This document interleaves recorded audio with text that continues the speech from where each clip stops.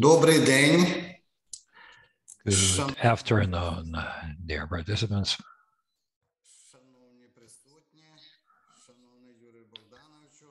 Dear Mr. Kluchkovsky, dear Mr. Nurlov, I hope you can hear me. Yes, we can hear you well. Good afternoon. Dear friends, that's already our second attempt to start the presentation of the publication of the Electoral Code of Ukraine, Book 1, the general part, scientific and practical comments. We planned, you remember, the authors would remember, we planned that presentation for the 25th of February, 2022. But unfortunately, fortunately for all the world, the war in Ukraine started, and that's why the presentation was put off. Now, as to our presentation now, according to the agenda, we have 10 minutes for the welcoming words. The moderator is going to be me. And the other second part is already the presentation of the scientific and practical comments by the others. At 14:55, at the end of the presentation, we'll have some discussion and then the conclusion. Our event, we didn't want to make it very public, in fact, but when the judges of other jurisdictions learned about that in the Grand Chamber, they learned about the event, then of course everyone wanted to participate. But it's okay, it will be recorded and people will be able to see the recording. At least we have not invited everyone, just for the others to understand. The participants of this event are representatives of all the administrative courts of Ukraine, including the judges of the Administrative Court of Cassation, who are directly hearing election-related disputes, as well as their assistants, and representatives of the department that supports the work of those courts. Just for you to understand who is going to listen to you today.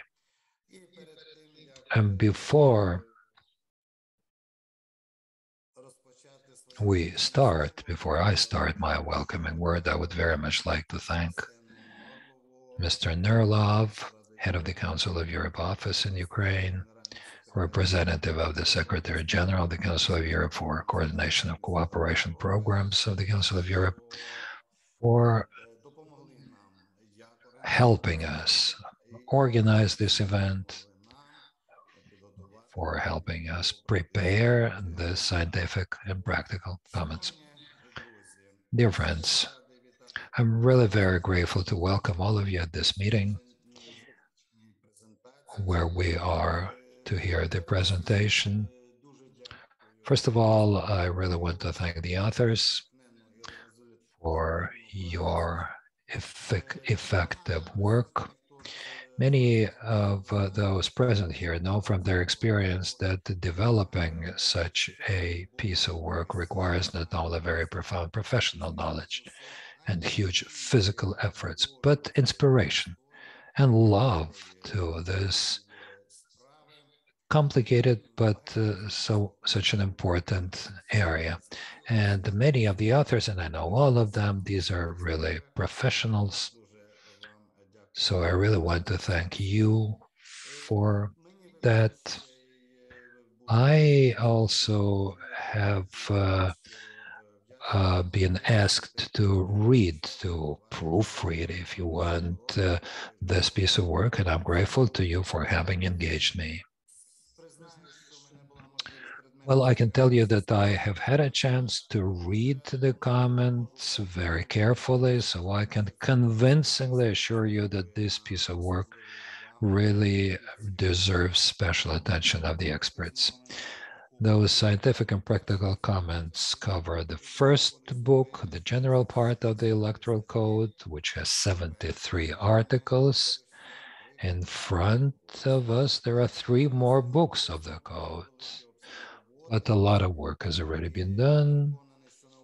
And I'm sure that the scientific and practical comments of the first book would become, a desk book for very many experts, legal experts, educationalists, potential presidents and of the courts and heads of election committees, their candidates to those positions, and anyone who is interested in election systems and protection of election rights.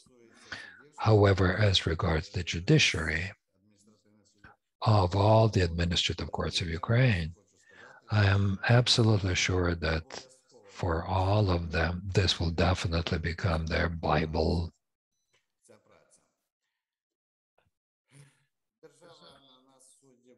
Well, the state has given us judges special obligations in terms of hearing public and private disputes as regards legal relations. And you all know that this is not simple.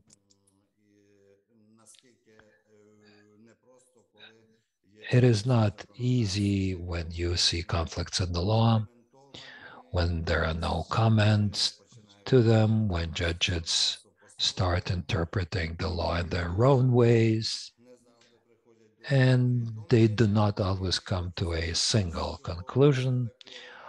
But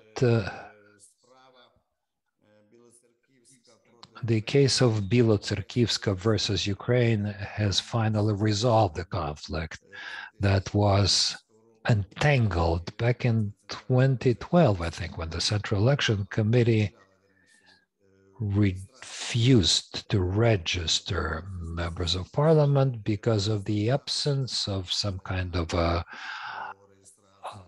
some words in their registration applications or in other documents. And when the High Administrative Court of Ukraine, in its practice, in fact, was broken up into 2 parts, where some parts supported the decisions of the election committee, who would refuse, let's say, to register such MPs. For example, in the situation, if the applicant said that one rejects one's corporate rights, although the person said that I have no corporate rights, why should they turn them down? Why should they reject them? But this is a kind of a pattern. And if it was not mentioned in that format, they would be rejected. And we were very happy that the European Court took the position that, for example, Andrei had and I had as a judge, and we in fact were advocating that position. So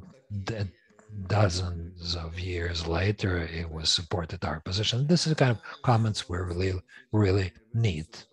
At the moment, the election law has been codified. The election code of Ukraine has been adopted. That has taken effect. Well, many countries have such election codes. Countries of Europe, France, Belgium, Moldova, Albania, and others. And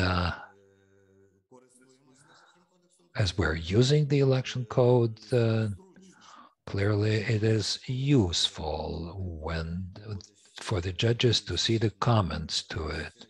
We will feel even more comfortable as we apply it while hearing election-related disputes. I wanted to say election-related conflicts, but I was recently told that a conflict is not yet a dispute. And of course, the objective of codification is primarily to increase the quality and to reduce the number of legal acts, which brings us closer to the EU standards. We know that as the election code has been adopted, the election laws have lost their effect, although some are still applied to certain types of elections. But in any case, sooner or later, we will come to a situation where just the election code would be applied. and the laws would be completely ineffective and we will no longer apply them. Well, of course, we have a war going on now, and the elections cannot take place now, but again, sooner or later, we will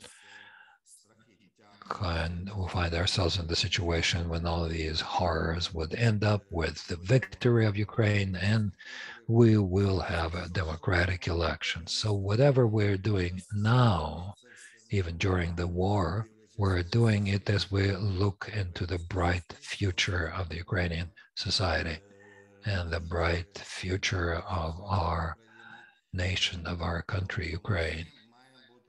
We have to be ready for that. And this event confirms it. We know that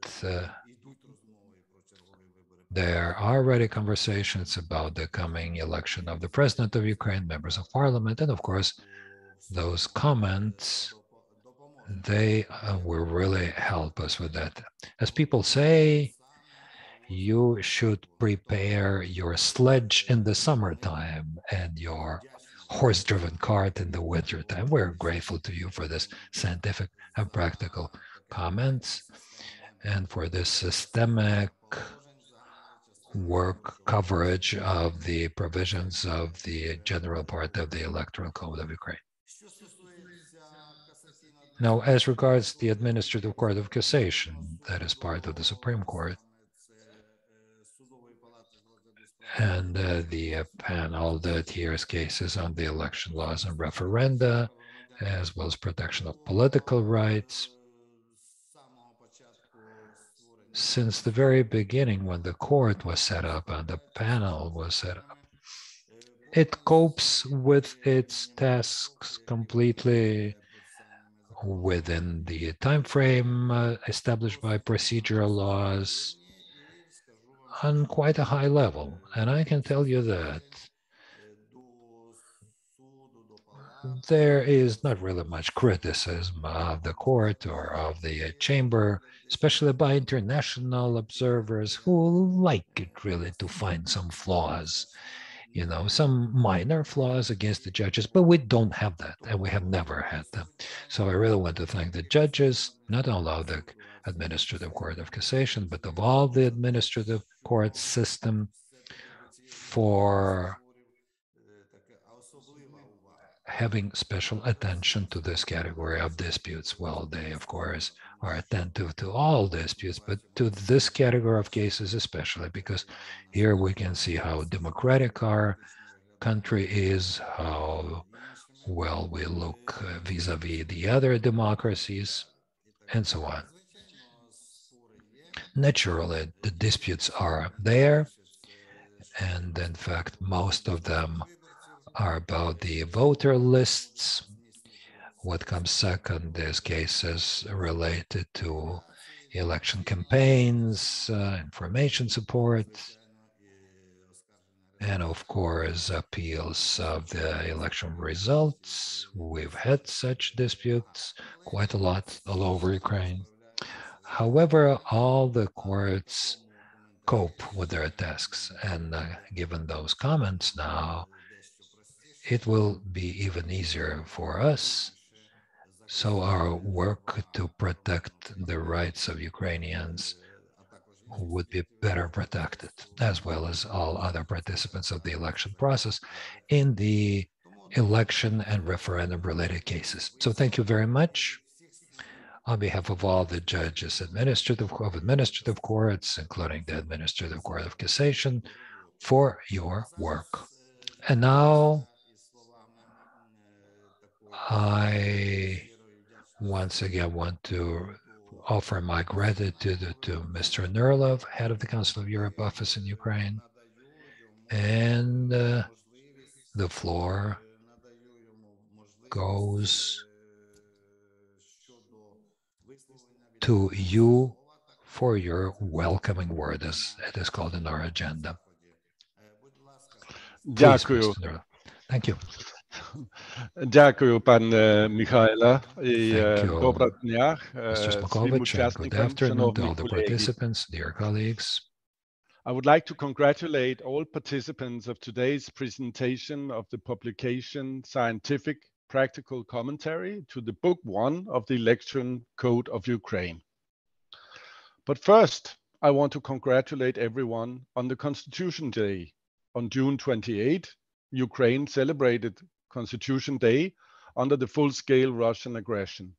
Since 2014, the aggressor has been able to temporarily occupy towns and villages in the south and east of Ukraine, but it has not been able to change the constitutional order of Ukraine.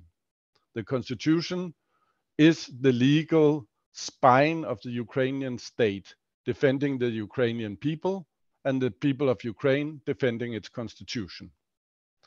The adoption of the Constitution on June 28, 1996, became the most important, or one of the most important, historical events in the life of the Ukrainian people after the Declaration of Independence. The first two articles of the Constitution stipulate that Ukraine is a sovereign and independent, democratic, social, legal state, Article 1, and that Ukraine's sovereignty extends to its entire territory, Article 2. So it was, is, and will be. On behalf of the Council of Europe, I would also like to congratulate the entire Ukrainian people on the fact that the leaders of the European Union at its summit in Brussels on 23rd June approved the decision to grant Ukraine candidate status. This historic decision only confirms that Ukraine is part of a large European family and that Ukraine has come a long way in proving its commitment to the values of democracy, human rights, and rule of law.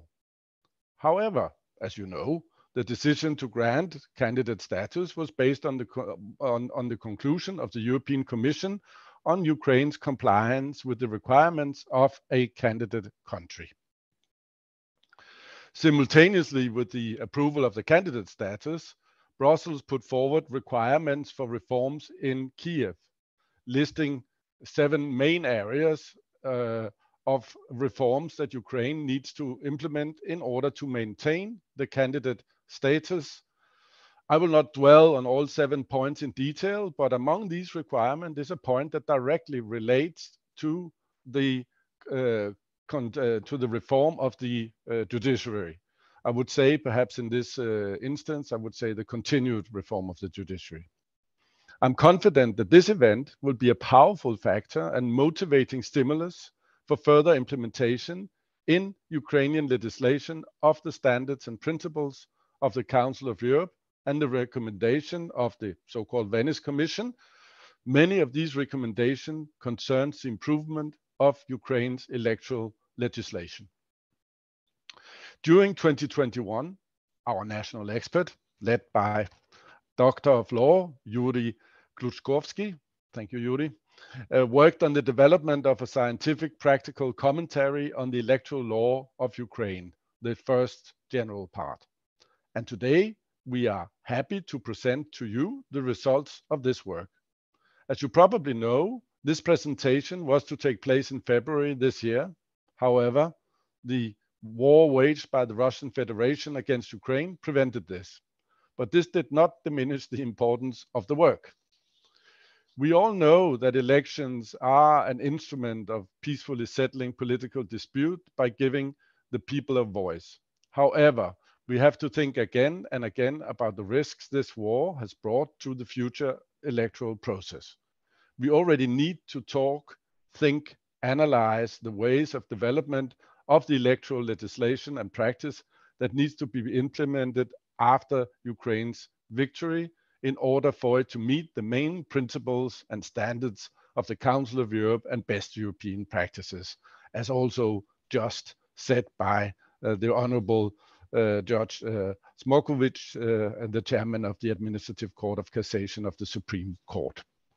The scientific and practical commentary to the book of the first general part of the Electoral Code of Ukraine shows in detail the main provisions of the electoral legislation of Ukraine. The content of the basic principles of suffrage, subjective, procedural, and temporal aspects of the electoral process is explained.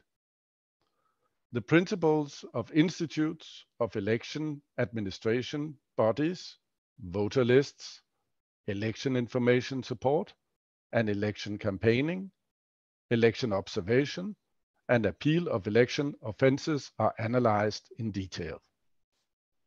The comment is intended for participants of the election process, members of the election commissions, scientists, teachers, students of law, and political science faculties of higher education institutions.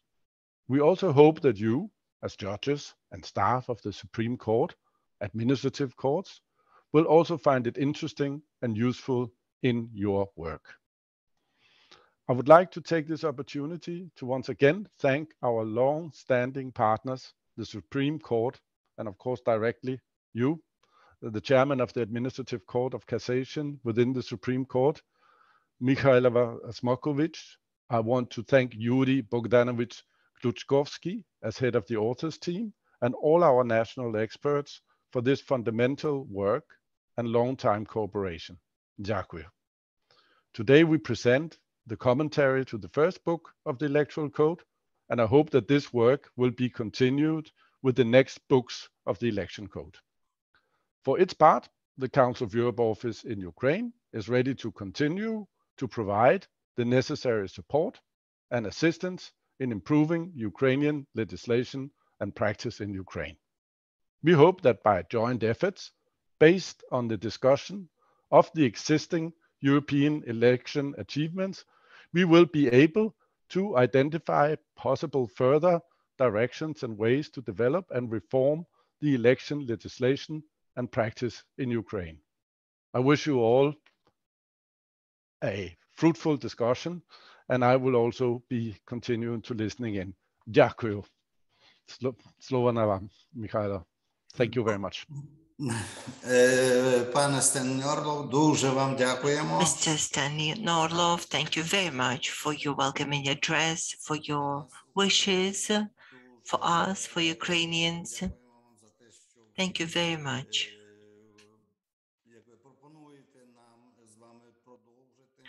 For recommending that we continue this effort, and I hope I understand it correctly that you are wishing us development in the development of the electoral law and application of the law, but also in the overall development of the administrative justice and justice in Ukraine. Thank you very, very much.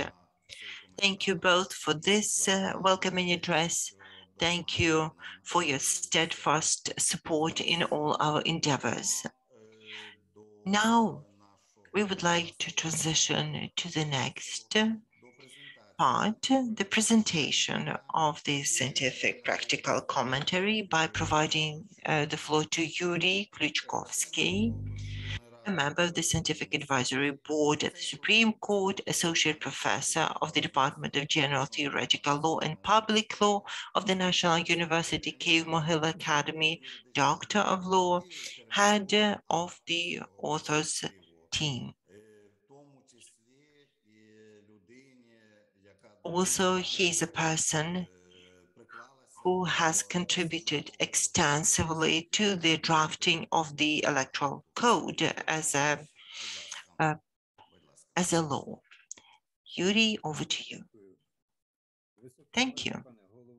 Esteemed President of the Court, esteemed Head of the Council of Europe office in Ukraine, Your Excellencies, Your Honors of the Administrative Courts of Ukraine, thank you for this chance to present the first stage of our authors team as we drew the scientific practical commentary for the first book of the Electoral Code of Ukraine, its general section. As it has already been said, this presentation has been significantly delayed. We hope to pitch this presentation back in February. But we are particularly grateful for this opportunity to present this commentary today, which testifies the demand on this product, but also a manifestation of the high optimism of the Ukrainian nation and our belief that we shall prevail over the treacherous and brutal aggressor. As we present the scientific practical commentary to the first book of the Electoral Code, we need to justify the goals of this endeavor and their implementation forms. The scientific practical commentary to the laws have become traditional in Ukraine, and they have a number of goals they pursue by giving a scientific or doctrinal interpretation of the provisions of this law that are not just grounded on theoretical concepts, but drawing on the practical application of the provision. We consider the recommendations of the interaction of this law with other bodies of law horizontally and vertically with the Constitution, international treaties, and top down with the regulations. We as authors aim to pursue these goals, and we looked at the interpretation of the law in a consistent fashion, but also the way it should be applied in practice. The Electoral Code of Ukraine is a voluminous law, and it has to be properly structured for that. It would be natural to design it according to the types of elections, the national, the local, but unlike some other codified acts of law, like the Code of Administrative Justice, it is designed based on the Pandep system, which preempts for the identification of the general part. This is the body of provisions of the general fundamental nature or shared by all the different types of elections. In this, apart from the code being extensive, is the core reason why we decided not to wait for the commentary for the entire code and instead to publish the commentary about the first book of it. The comments to the code have confirmed a number of problems. Let me start by saying a serious shortcoming, I believe, that is inherent in the code of laws, that it is significantly incomplete. There are two important areas left apart, the Central Electoral Board law and the Central Register of Voters law. But the primary draft provided that these provisions would be included as sections in the general part. They've been left out of the code, and the reasoning was that the Electoral Code should only regulate the legal relations arising during the elections, and the two acts are ongoing, standing institutions that operate even between the elections. But the practice of codification has shown that it is very difficult to draw such a clear line. Moreover, resulting from this, the Electoral Code today isn't the only law regulating elections in Ukraine, and this gives rise to the danger of collisions with other laws of the same legal force, since the provisions may not be consistent enough with the two other laws. Another source of a problem that we have identified is a number of gaps, inconsistencies, or internal collisions, discrepancies, and some inconsistencies that we identified in some sections. We tried to hone in on them, but also we drew on the electoral law principles, international treaties, the soft law, the human rights, and common law and common sense and logic. We try to either construe the provision to rule out such difficulties in the application of the law and use of law, or to, if we couldn't interpret it in that fashion, we tried to bring this to the attention of the lawmakers and also formulate recommendations that in our part could help eliminate such shortcomings. Let me say that the codification of electoral law, if incomplete, has failed to materialize yet another hope, and that is yield stability to electoral laws. Since 2009, December, the Electoral Code has undergone massive change before the elections of 2020. Unlike the international standards banning significant changes to the electoral laws a year before the elections. Some minor changes were introduced when the comments were already complete. At the time when the text of the comment was already in print, so some more changes may be brought in to improve the text of the code to get rid of collisions, inconsistencies, discrepancies, adapt the code to the Marshal's law that wasn't projected when the electoral code was written nor when the commentary was written, but we can hope for further improvement to do with the revision of electoral system and search of other political solutions. The lack of stability of the electoral code has made the authors decide on a certain algorithm. We plan to continue the effort, and we decided that when the comments are ready for the next book, we will add comments to the general section provisions, which will be amended at that time. The comment is built article by article, but the inconsistent structure of the article has prevented us from reflecting them in the structure of the commentary.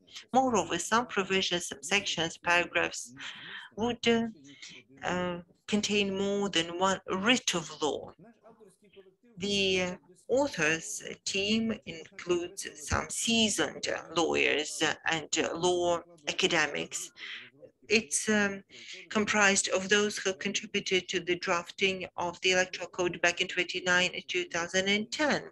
Highly qualified academics who know the practice of the application of the electoral law. Most of our authors are present today, and I'm happy to welcome most of them. Today, there's just one person absent. It's Yevhen Radchenko, who is now fighting in the ranks of the Ukrainian army. And I have the greatest pleasure of underscoring that both the writing and the publication of this commentary would not have happened without the comprehensive support from the project Support for Constitutional Legal Reform into enhance the effectiveness implemented by the Council of European Ukraine, and without support of the Venice Commission, which for a lasting time has given us meritorious and organizational support to the codification of the Ukrainian electoral laws. At this, I would like to express our hope to continue the effort and cooperation as we draw the commentary. To conclude the general presentation of this collective piece of work, I would like to use this opportunity to perform my function as the author of the commentary for the first two sections of the code that I was tasked with. It's section 1, the elections, and section 2, the key principles of the electoral law. I'm not going to go into the conceptual provisions of the sections. Most of them don't have the regulatory power, and some are just traditional. Still, I would like to consider Article 2 of the Code, which lists the regulations and the laws regulating the preparation and the conduct of elections in Ukraine. In other terms, an attempt has been made to define the sources of the electoral law. This article, unfortunately, does not make any mention of the case law of the national courts, the Constitutional Court of Ukraine and the Supreme Court of Ukraine, which is just as important. And curiously, the international legal acts, such as the normative, contractual, and the soft law sources, the Venice Committee Acts and OSCE, and the evolved case law of the European Court of Human Rights about Article 3 of the first protocol to the European Convention in cases versus Ukraine. In the context of Article 4 of the Code dealing with the electoral terms, I would like to underscore the important issue of availability or absence of their terminatory character. Even though there is a common perception, which can even be mirrored in the court rulings, that the not all the terms can be terminated. This is not so. In some cases, this termination has absolute nature. So this termination cannot be imposed on the term of electoral dispute. The term of certain action cannot be a preclusion to the removal of the illegal lack of action of the governmental institution or electoral board implementing the decision of the court, the analysis of different temporal terms depending on the subject of action and considering the case law of 2019 to 2021. When the latest election took place, we drew the following conclusion that the terminatory countery, this is a peremptory character of action done at the discretion of the subject who are the owners of the voting rights, so acting at their own discretion. When the time elapses, this action cannot no longer be taken.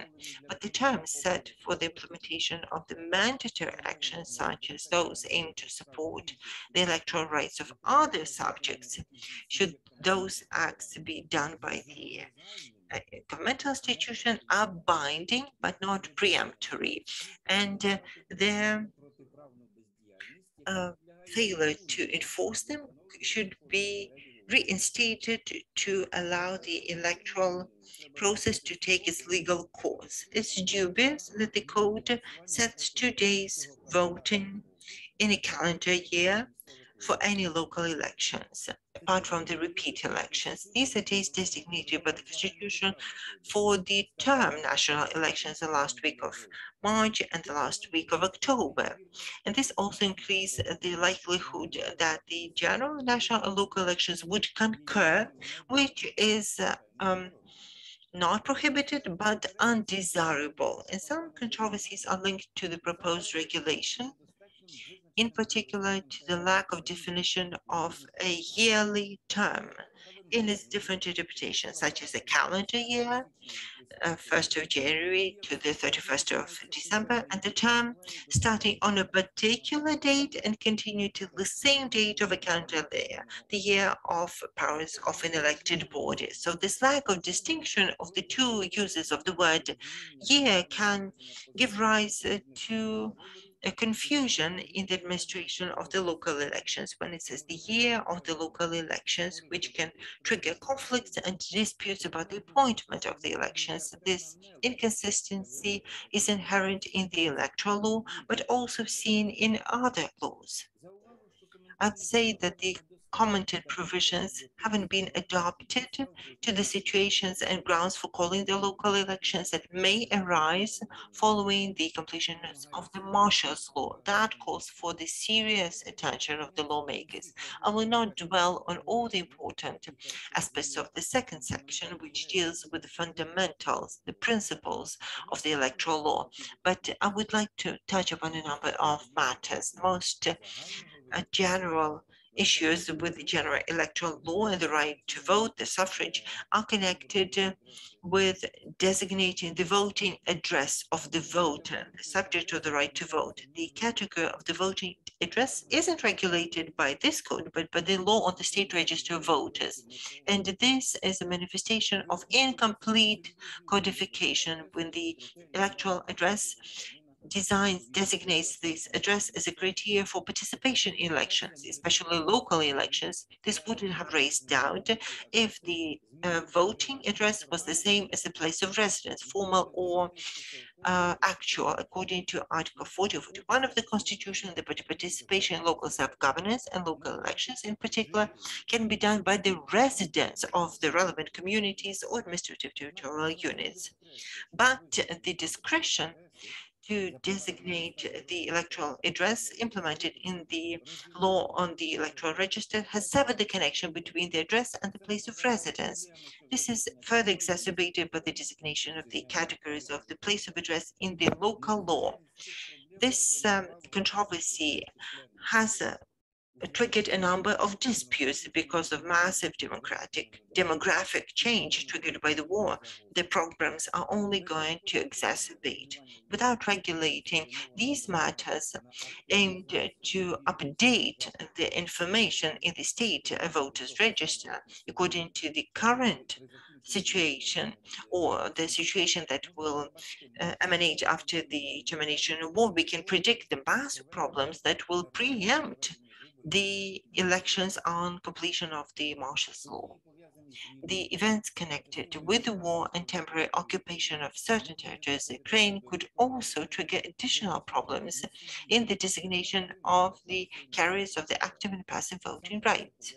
And that is to do with the census of nationality. According to the law on Ukrainian citizenship, the voluntary acquisition of citizenship of another country, moreover, of citizenship of an aggressor state and receipt of the passport is a ground for the person being deprived of the Ukrainian nationality and therefore the voting rights, and that should be given due consideration. The potential participation of other nationals who committed crimes against national security of Ukraine is another consideration, like high treason or collaboration.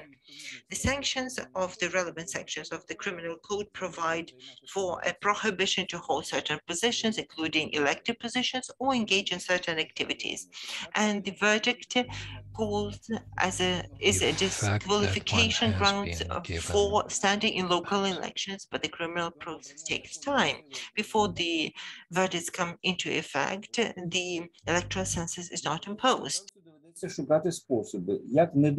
that the legislators will have to find ways how not to allow such persons to participate in the elections before they have been convicted.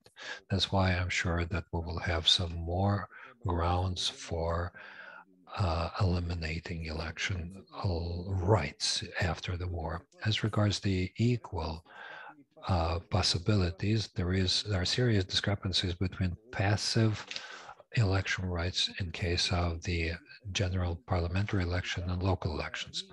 Contrary to the requirements that all the candidates have equal rights in terms of election, but we can see the provisions for privileged candidates who would be elected under different rules than all the others. In general, the violation of the constitutional principle of equal election rights, as well as understanding of that principle that we can see in international election standards, is quite evident that in case of a constitutional suit in that respect, the position of the Constitutional Court can be quite clearly foreseen. But as to whether it can be used by the administrative courts to the disputes on the basis of our Part 4 of Article 7 of the Code of Administrative Justice, I have some doubts, because just refusing to use those provisions calls for a serious gap in the regulation of all the procedure of establishing the election results, which can hardly be avoided by just a simple interpretation. Finally, the principle of secret and personal voting, especially within the context of possible use in the election of innovative technologies. In other words, alternative voting ways. Article 18 of the code suggests that there is a possibility to have experiments in that context, but those experiments, according to the code, may not have any legal consequences for establishing the election results. Remote voting, voting by mail or via internet, are very problematic in terms of those principles. So their introduction should be very careful with account of very well established by the Council of Europe of established legal and technological standards. Careless introduction of such voting methods can lead to mass violation of election rights and eventually to violating the fundamental right of the people for free expression of one's will, and therefore to invalidating the legitimacy of the elected persons and bodies. Thank you. I would like now ask you to give a possibility to talk about the other parts of the election code to other members of our group. Mr. Smokovich, please give them the floor. Thank you very much. Thank you very much, Mr. Kluczkowski, for this presentation, for all of your comments, and the part on which you have directly worked as the author. Thank you very much. We will get back to you, of course, later. And now, of course, I should give heed to your recommendations and give the floor to your co-authors of your working group. Natalia Bohasheva, scientific advisor of the Department for Ensuring the Work of the Judicial Chamber for consideration of cases concerning the electoral process and referenda, as well as protection of political rights of citizens at the Secretariat of the Administrative Court of Cassation, Doctor of Law. Please, Ms. Bohasheva, the floor is yours. Thank you, dear Mrs. Mokovich, dear judges, dear representatives of the Council of Europe Office, dear colleagues. I had to comment two chapters, Chapter 3, election process, Chapter 11, appealing the election process. Let me briefly tell you about the particular features of those chapters. The category of the election law was quite well developed during the elections of 2019 and 20. Particularly in the judgments, we could see the reflection of the three main aspects of the election process. The ones related to subjects, procedures, and the time frame, which can be found in Article 20 of the Election Code. We've heard about the temporary procedures, now temporary aspects, now the procedural aspects. The ways of activity of such a mass process cannot be arbitrary.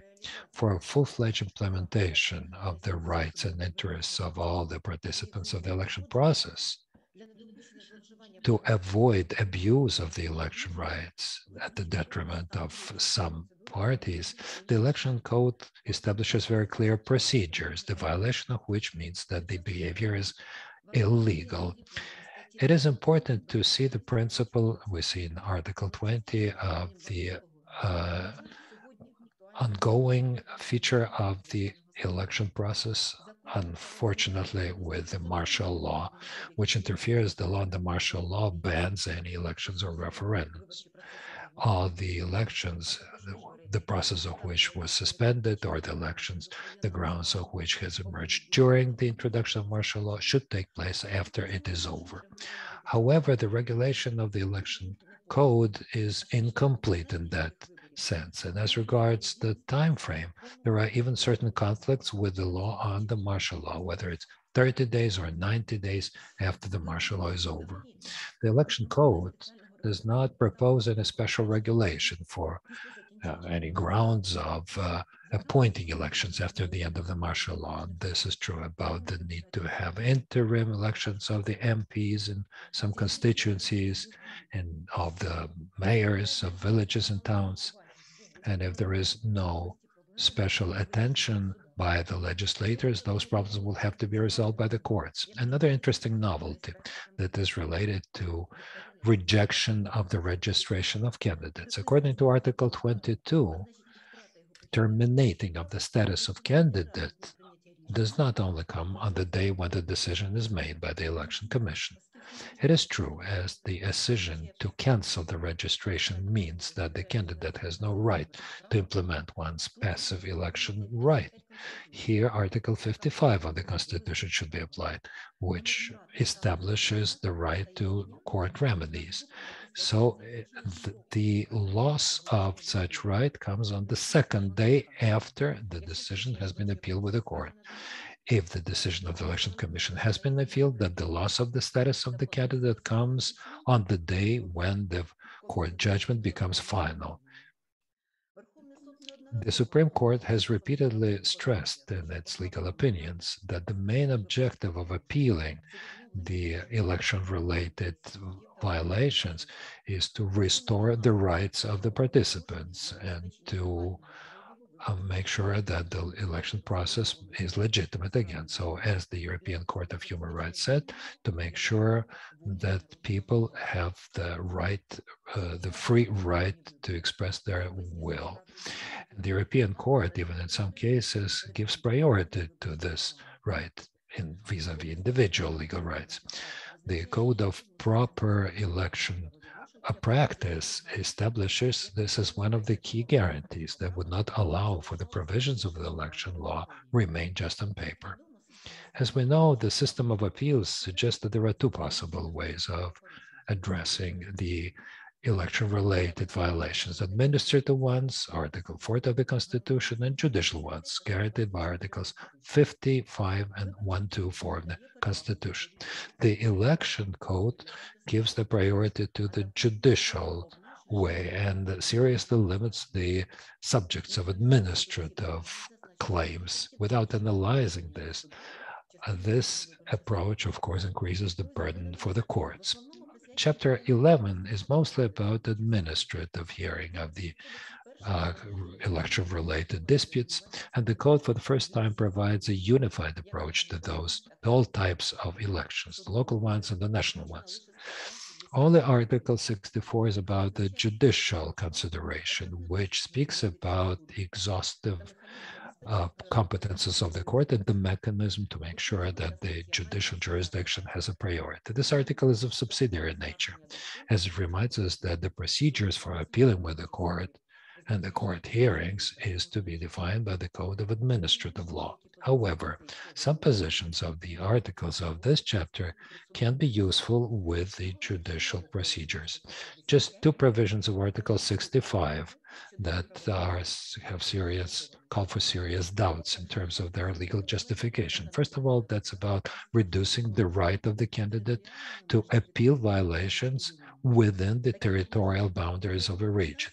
This limitation could take place if the election is majoritarian. However, the election code only says that the small territorial communities can have such a right. In all the other situations, a single constituency should be used. For example, an MP can be elected on the regional ballot or on the national ticket. So this is just excessive. Another provision is the ban for the Central Election Commission to hear the complaints about the actions or inactivity of the Regional Commission, and therefore it nullifies the status of the Central Election Commission. And therefore, according to the law of the Central Commission, as well as Article 33 of the Election Code, the CEC leads the system of election commissions in all kinds of elections. That is why I have to say that the CEC has the right to hear all cases of violation of election law that it learns about from any source, Article 16 of the law on the Central Election Commission. So this limitation, in fact, doesn't have any sense. These are some issues related to that part of the election code that I had to comment, which I believe can be interesting for the judges of administrative courts. I hope that our comments to the electoral code quite soon will become useful for the judges and their case law. Thank you.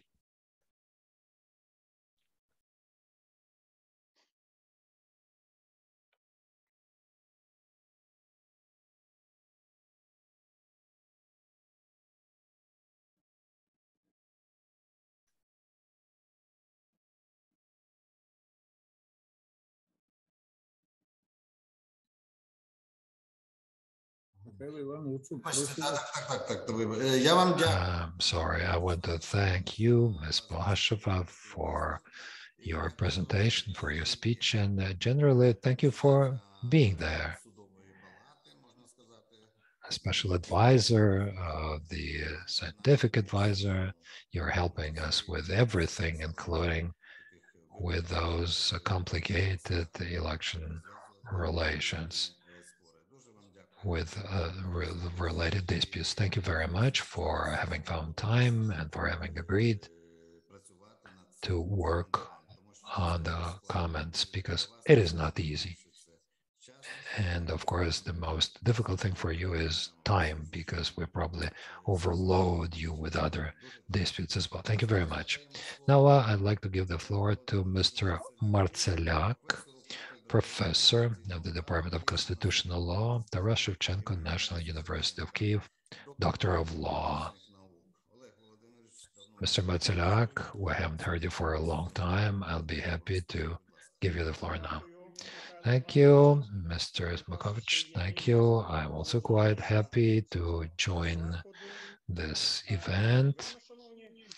Dear participants of the presentation, the comments to the Election Code of Ukraine, I was responsible for comments to Chapter 4 of the Electoral Code and Chapter 9.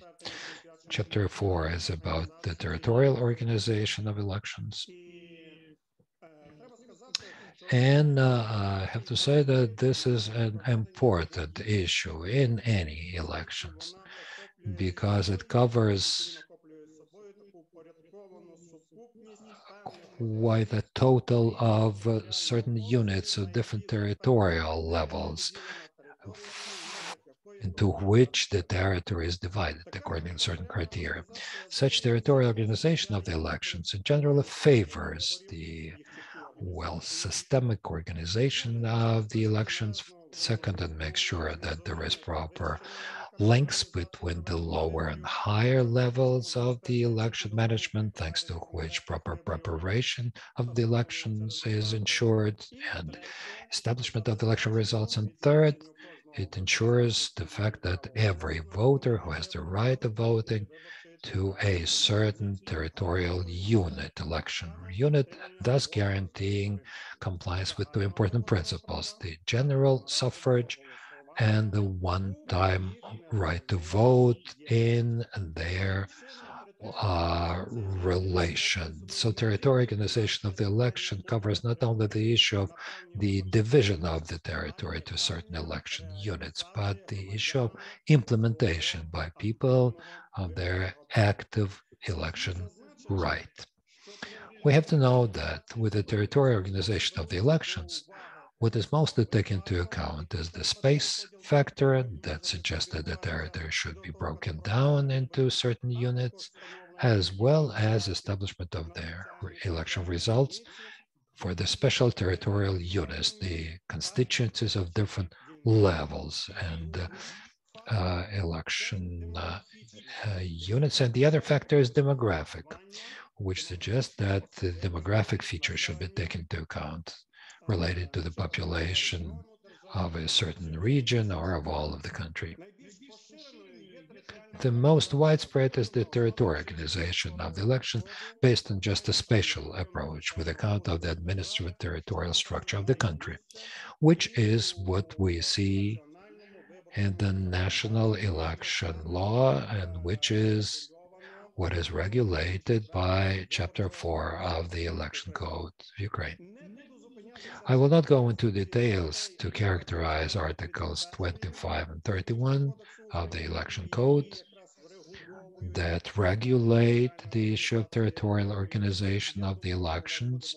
I think you will have a chance to read what we have written about them. However, let me note that as we commented them, we emphasized several things. First, to talk about the legal nature of the territorial election units, to show the different types of the territorial election units, to show their nature, specificity of how they function, etc. These are some issues of a more theoretical nature. And of course, I, as a person who deals with studies, more academic studies, I, of course, wanted to cover this problem as broadly as possible, although I could not always do that because Mr. Kluchkovsky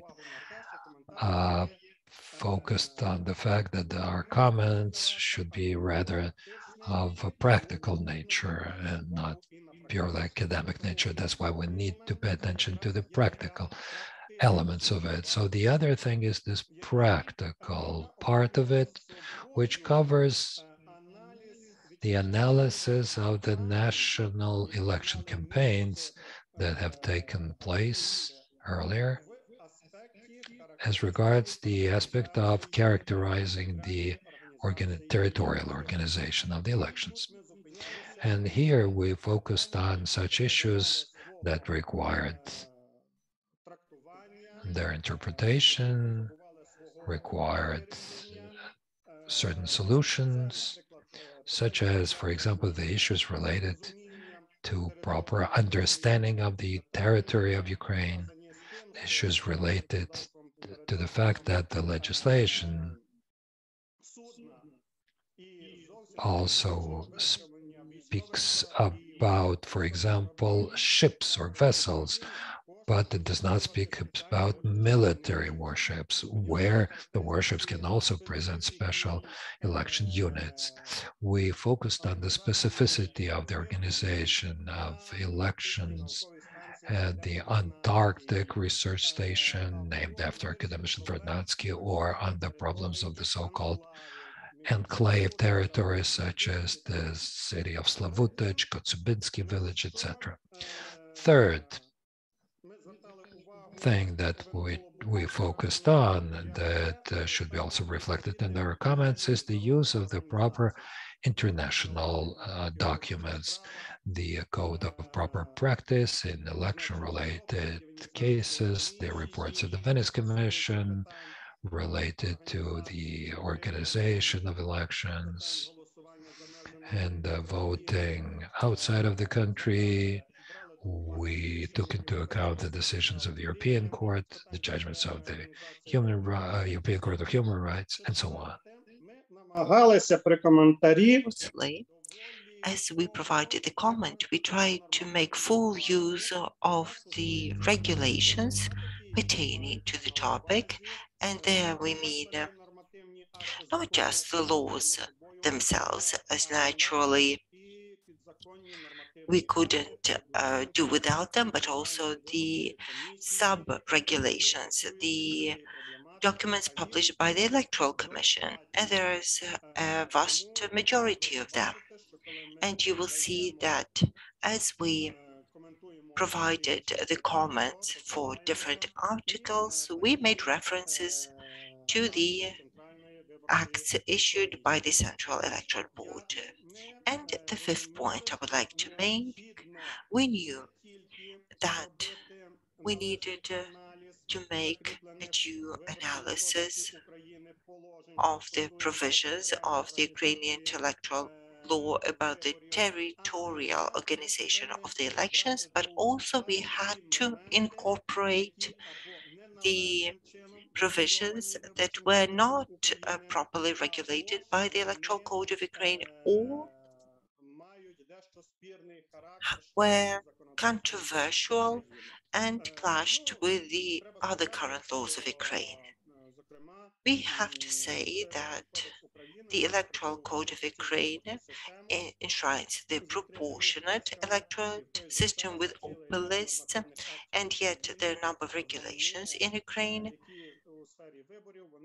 regulating elections that deal with the elections based on a mixed electoral system.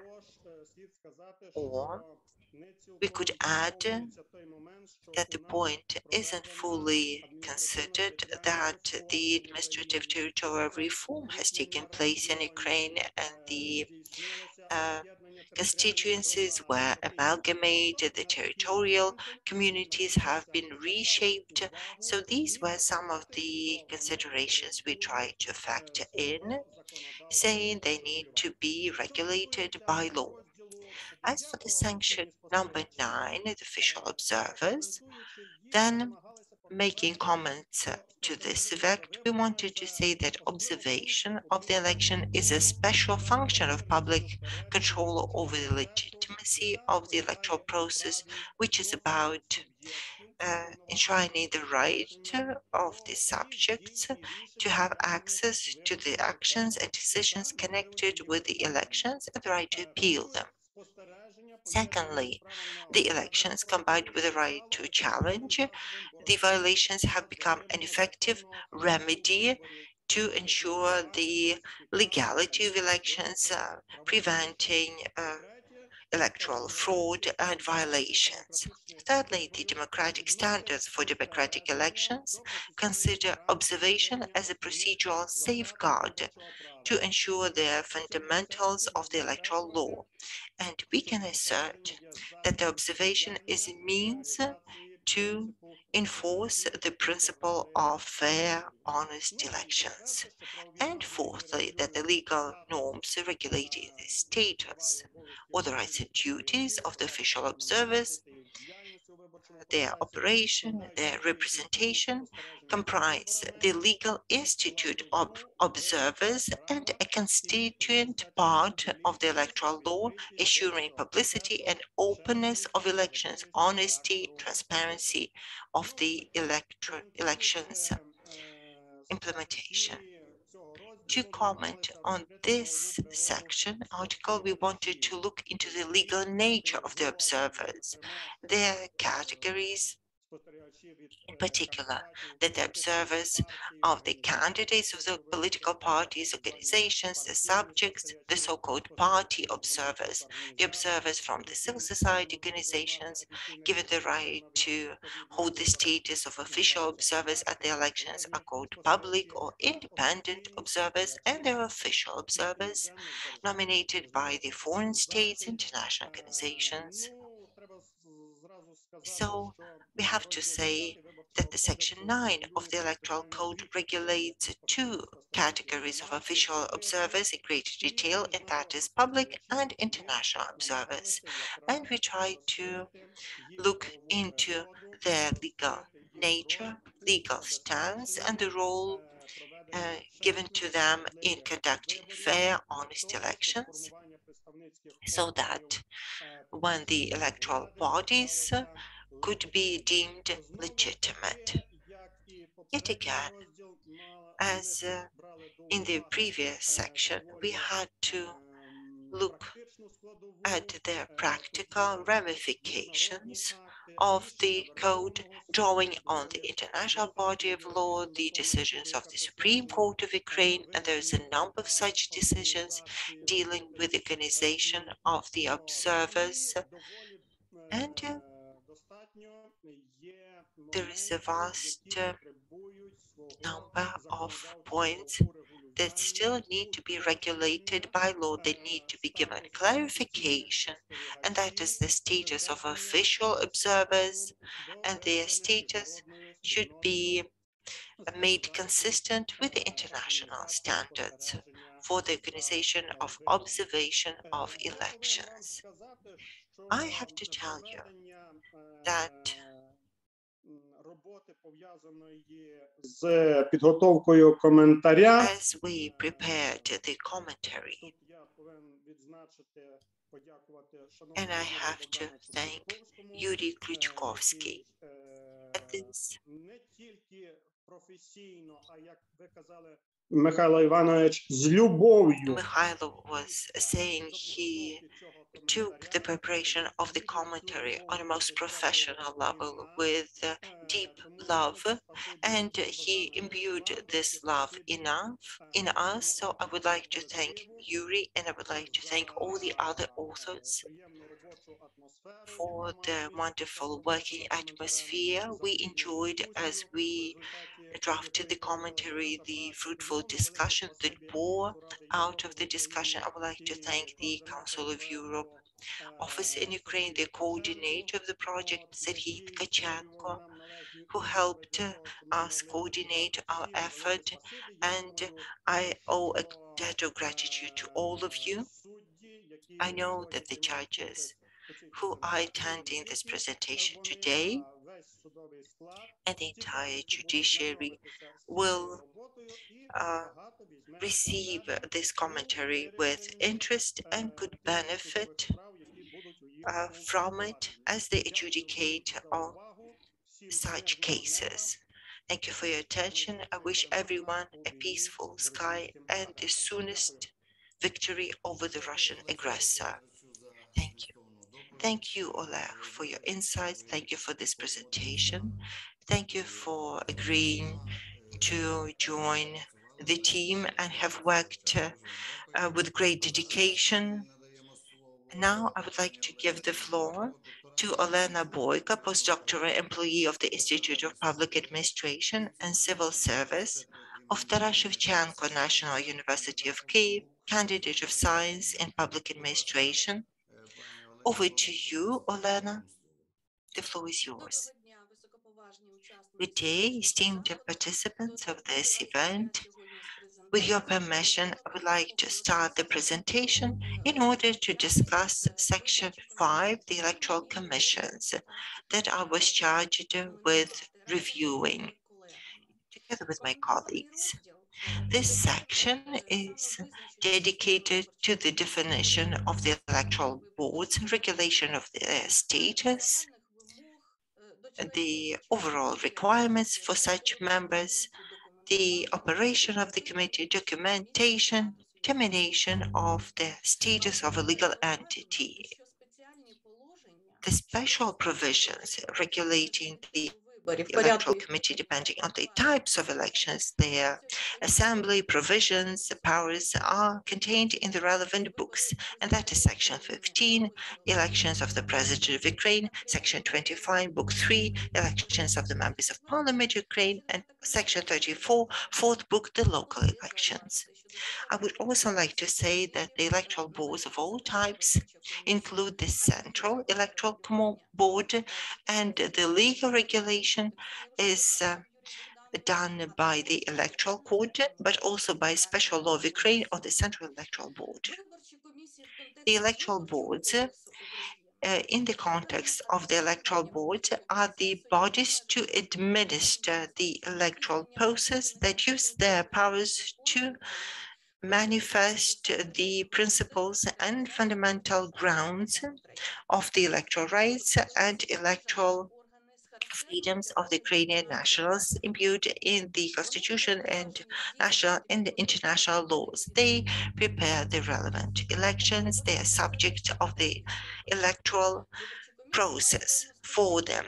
They have their specific nature, which is about their temporary mandate, the status of their members who are not public servants.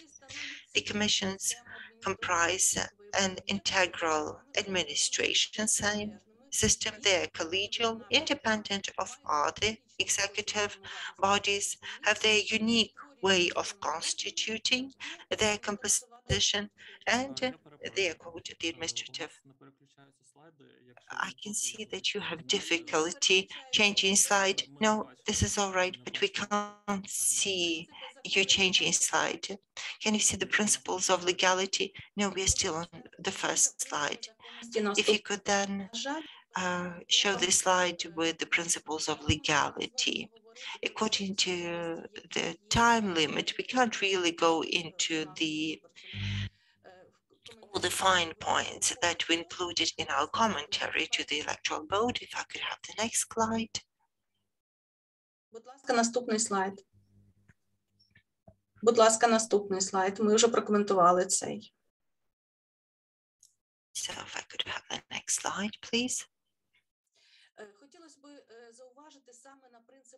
So I wanted to focus on the issue of legality and remark on part 3 of Article 34 of the Code. As the Electoral Committee is an administrative entity, but does not belong to the executive power structure, we would like to underscore that these entities have to act pursuant and within their powers and their mandate according to the Constitution, the Electoral Code, and laws of Ukraine. We would also like to discuss the discretionary powers of the electoral boards and say that the principle of legality provides that the discretionary powers of such electoral boards are limited. Another point is that the discretionary powers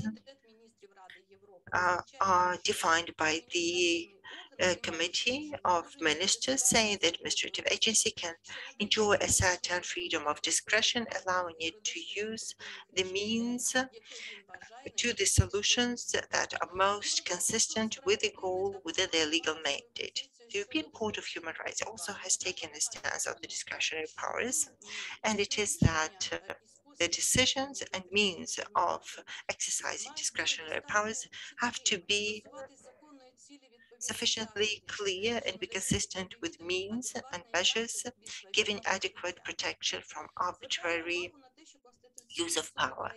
The Constitutional Court of Ukraine designates that there has to be a mechanism for the prevention of abuse of discretionary powers, which has to ensure, on the one hand, protection of the person from arbitrary use of power, encroaching on rights and freedoms, but on the other, allow the individuals to support the operation of the agencies. There's Article 34 of the Code saying that no one can interfere in the operation of the Electoral Board if it rules on its jurisdiction under the law.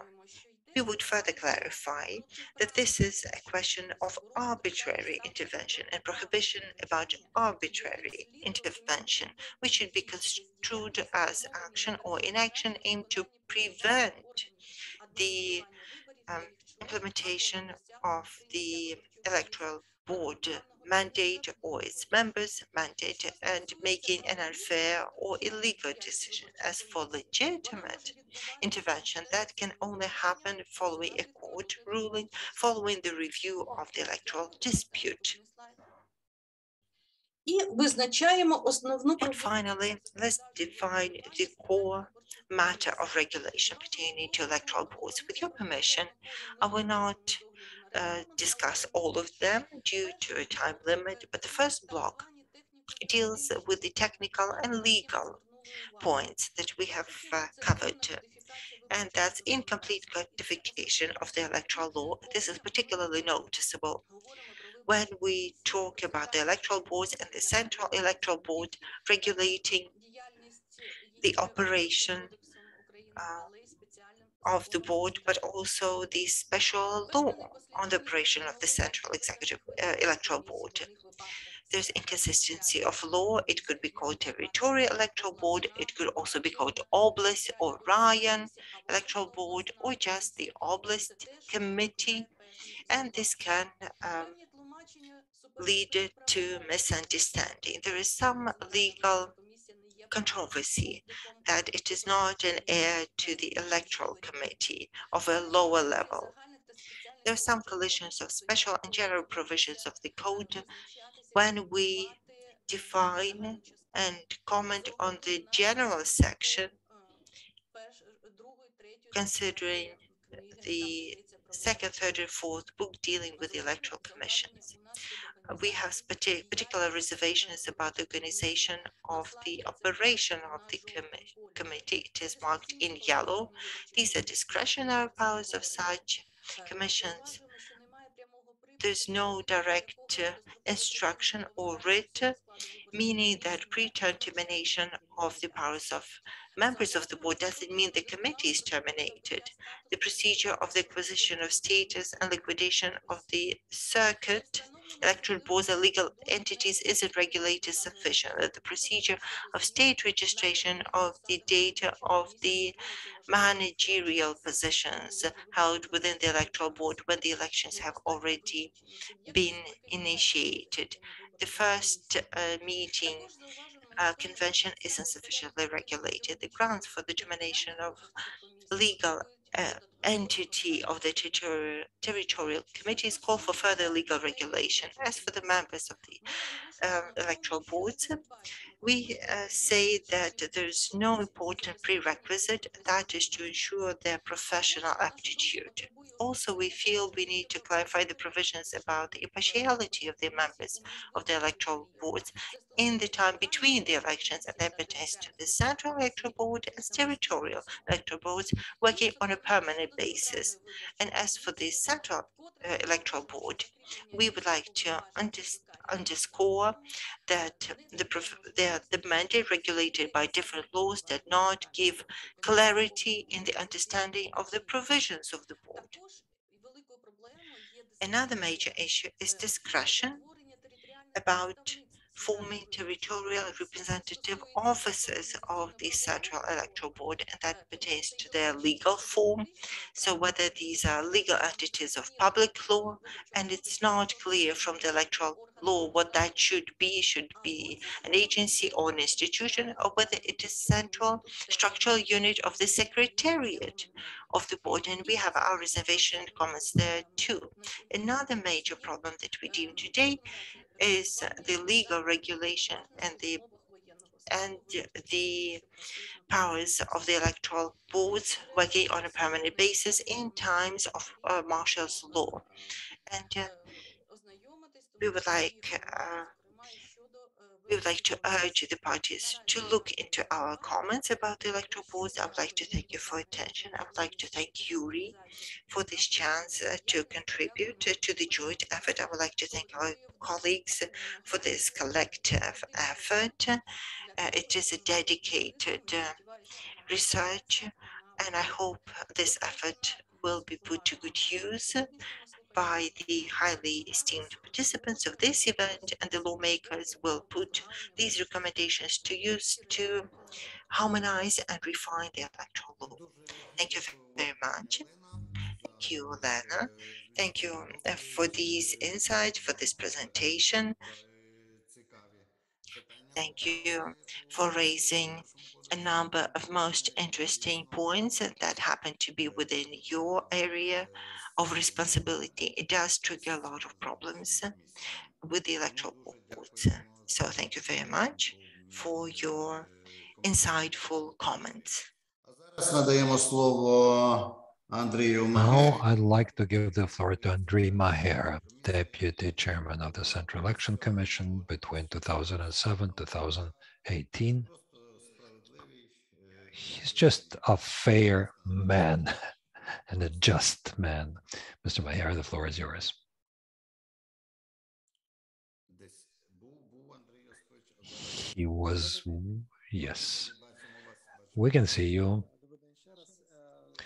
Good afternoon once again, dear ladies and gentlemen. I'm very happy that this event, as we have planned it, but is still taking place, and it is very important that we, as regards Book 1 of the Electoral Code, we can present the chapters that we have worked on with our comments.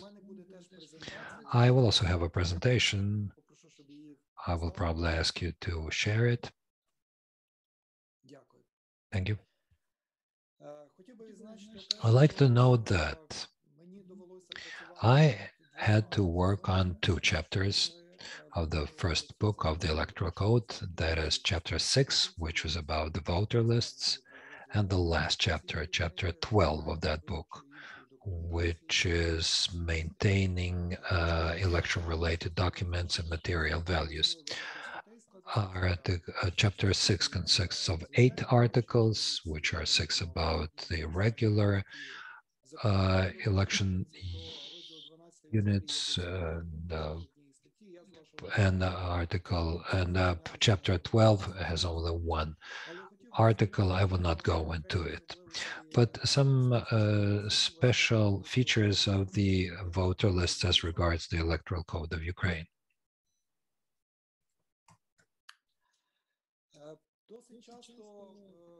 Quite often, people confuse the notions of the national register and the voter list, just like the meeting of the Verkhovna Rada and the sessions. In order not to make it more complicated, here it is a little bit simplified, but the idea is that we have to understand what the state register of voters. It's an automated communication system to maintain the data about all the voters, while the voter list is a paper document that has minimum personal data of the voters.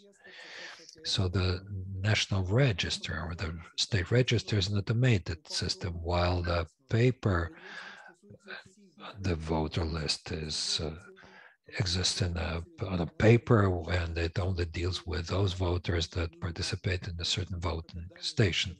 And there is very limited data there, like one's birth date, which is not that important for the voter list.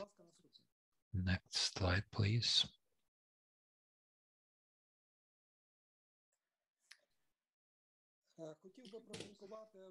Well, I would like to talk about the general, let's say, ways of how the voter lists are developed. Some of those elements are mandatory, others that give the rights to the voters in terms of reading the voter list and filing some applications. So this is voluntary. The voters can use it or may not use it, while the election committees and the state register administration bodies, they have to perform their functions within the established time frame, the functions that have been given to them by the election code. First of all, that's developing preliminary lists. Second, that's informing the voters that have been put on the preliminary lists by sending them written information, and then correcting all possible mistakes in the voter lists.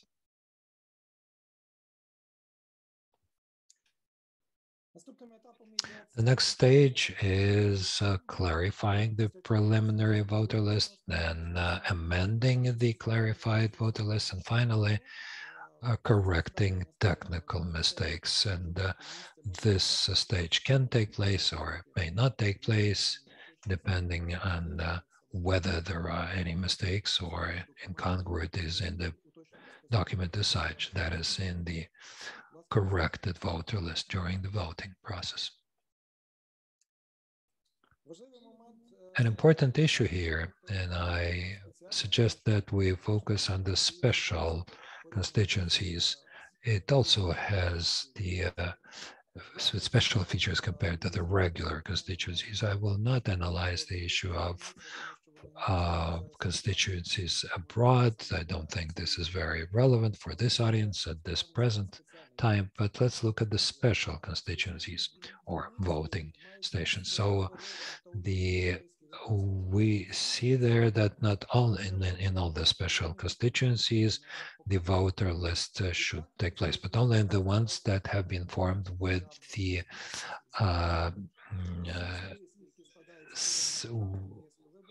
units with the system of the where people are serving their sentences. So this is true about them as well as about the regular stations. And the stationary, can we go back, please?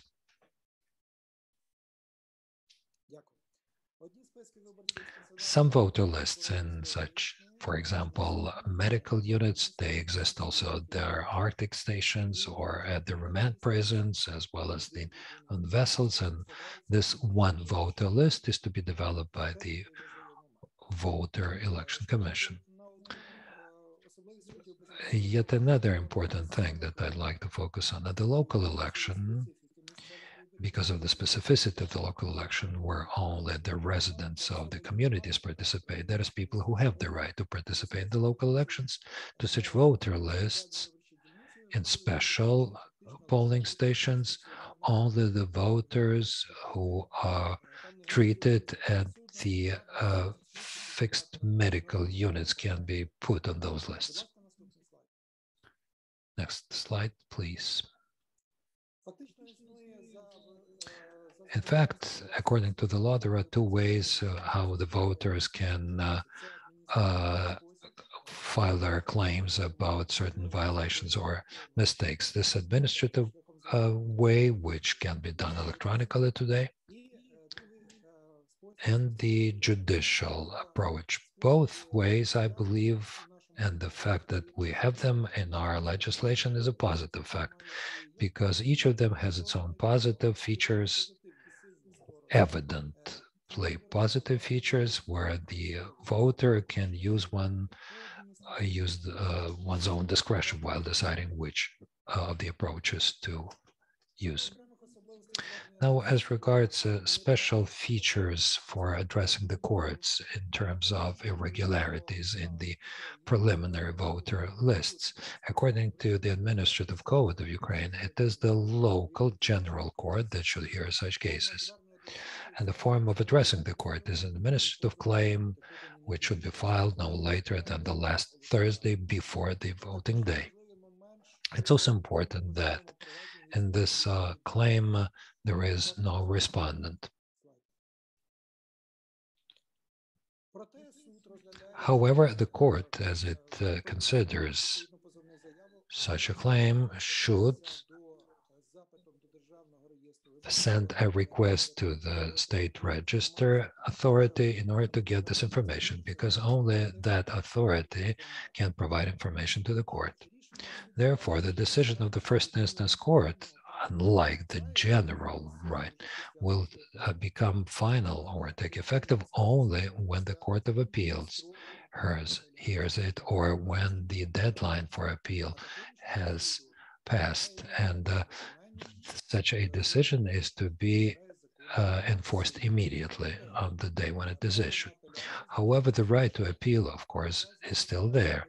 And if the Court of Appeal quashes the decision of the first instance court, then the decision may not be executed. Another important thing, and this should also be focused on, the decision of the court, even the decision of the court, cannot be enforced on the election day. On the election day, the voter list is closed, and only correction of certain irregularities or technical mistakes can take place there when the name has been misspelled or street, when it is clear that this is the voter who has come to the election committee that has the right to vote in that polling station. And finally, I would like to draw attention to certain specific problems. These are not all of the problems, but as we have not much time, I will only speak about some of them that, in fact, emerge as within the chapter 6. First of all, the lengthy transition period. We have this lengthy period in terms of how the voter list administration authority functions. According to the law, this function is to be performed by the territorial representative office of the Central Election Commissions, but they have not been set up today. When they are established, then these functions will be theirs.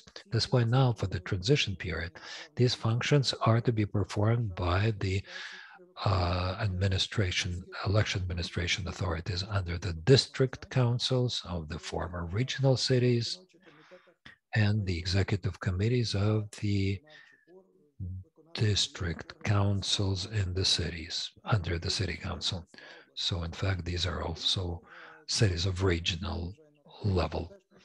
Another problem is the too liberal approach to changing the election address of the voter. Mr. Klishkovsky has spoken about that in details. The third, the voters are not to be informed with the corrected voter list. The voter have been informed about the preliminary voter list. At least the voters can have the right to it. Now, with a corrected voter list, the voters cannot be informed, cannot study them. So when they come to the voting station, the voter, for example, may not find oneself in the corrected voter list. And that's quite a serious problem. And we have to give it a thought, because Article 2 of the Constitution clearly says that every citizen has the right to be informed with the information about oneself. This is a constitutionally protected right. Yet another problem is the fact that there are no procedures as to who should introduce changes to the corrected voter list if there is no commission secretary, or there is no position for the commission secretary, or there are serious reasons for the secretary to be absent, because the law suggests that the chairman or the deputy chairman of the commission and the commission secretary can introduce amendments to the corrected voter list.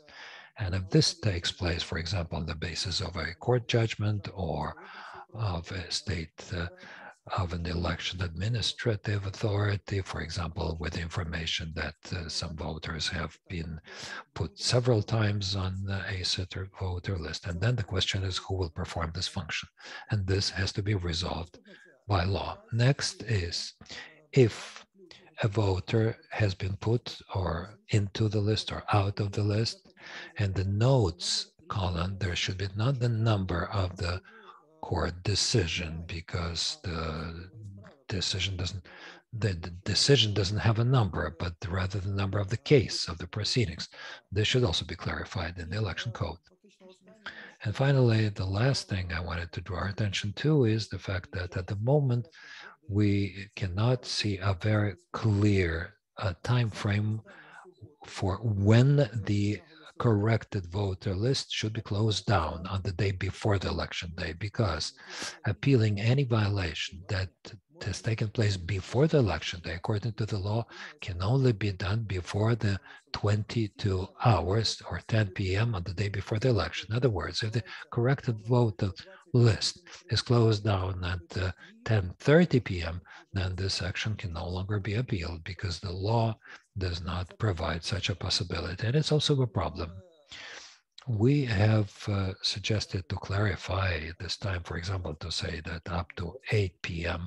the time should be given to close down the corrected voter list. These are some of the things that I wanted to focus on. There are many more problems, of course, but because of the shortage of time, I will not be able to provide more information at this event. I'd like to thank my colleagues, primarily Mr. Kluchkovsky, because we have worked with quite good quality, I think. And thank you, Mr. Kluchkovsky, for your patience as you work with all of us. And I also want to thank the Council of Europe office, namely Mr. Tkachenko, for really doing a very important work. And I hope that the next books will also see the time when they will be commented on. And I will call upon all of you to urge you all to read the comments, and to find the answers to the questions that you may have. Thank you very much again.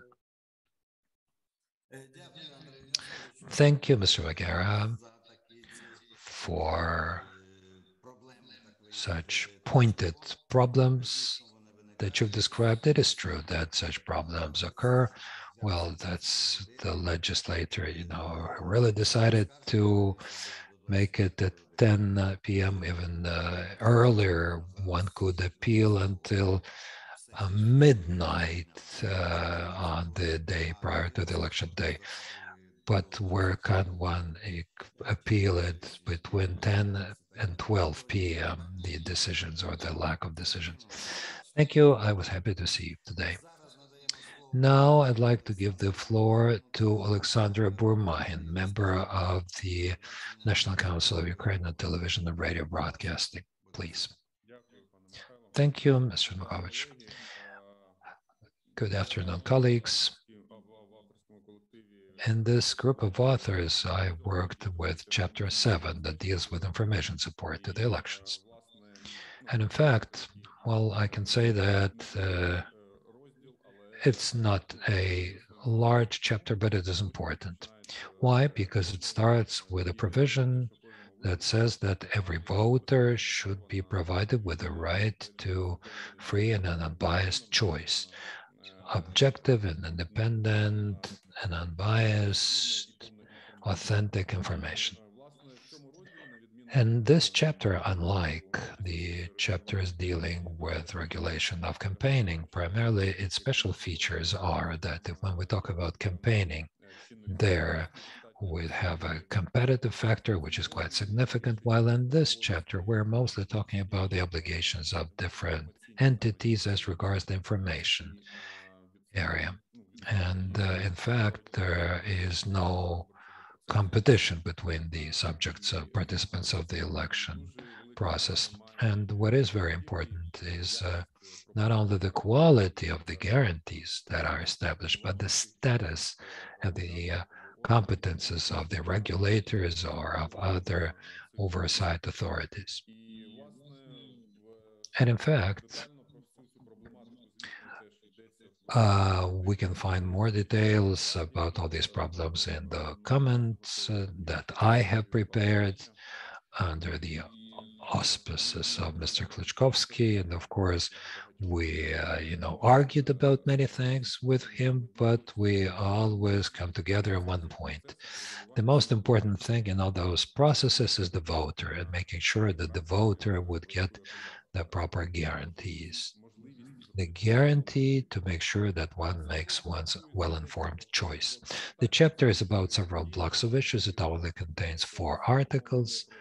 And here we're talking about the obligations of the CEC to provide the so-called general information, to make sure that there is access to different types of information, and those approaches are quite stable and established. The other thing, which is more problematic in terms of the practical implementation, and in fact, there is already even the judgment of the European Court of Human Rights. We're talking about guarantees of access to public information and access to the information that the system of election commissions receives during the election processes. And it is there where there is quite a lot of case law. And in fact, there are precedents and there is a judgment that's the center of democracy and rule of law versus Ukraine, Lashko versus Ukraine. So there are several judgments of the European Court that are about those problems. And in fact, in Sedem versus Ukraine case, the government lost the case. And it was established a violation of the right of access to public information was found. And in the same way, well, of course, in the comments, we draw our attention to it and we describe the main approaches invoked by the European Court of Human Rights.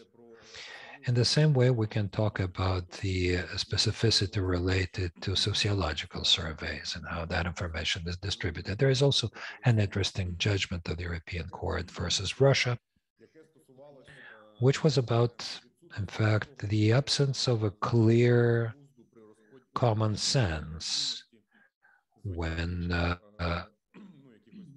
dealing with usual online surveys and the full-fledged sociological results, distributing the results of a full-fledged sociological study. And in fact, we also in our comments pay attention to those issues, as well as to the change of approaches and the need to differentiate, in fact, between some general, not very representative things when we're talking about online surveys. Well, from the survey, it is clear that these are the results just of those people who have participated in the survey, and those where there is a good scientific approach, and when these results may have much more influence on the voters and the audience. And another corner issue, which is troubling for the regulator that I work for, the National Council for TV and Radio Broadcasts, are the standards for the mass media during the elections about informing, in particular, as they define the degree to which the voters will be supplied with full, unbiased, complete, and fair information. And there's quite a major problem there, and we hope that soon a gradual progress will be made to improve the situation through regulation as part of the remedies. Let me explain what the problem is connected with. We have a number of obsolete provisions when the requirements for the objective completeness and reliability information, these requirements do not apply to the internet and social networks. There's press and TV and radio, but the provisions do not pertain to the internet and social media outlets, as the latter are gaining sway and also have their impact on the elections. And they could even be used by some foreign agents to try to sway the outcomes of elections. So there's a major gap there. There's a regulator for the TV and radio, no regulation for the internet, and a former regulator for press, as the State Committee for the broadcast have never extended to press. The National Council for TV and radio broadcast don't fully exercise their control mandate, and I focused on this issue a number of times. It's rather an observer than a regulator, just recording the violations, but not enforcing the law.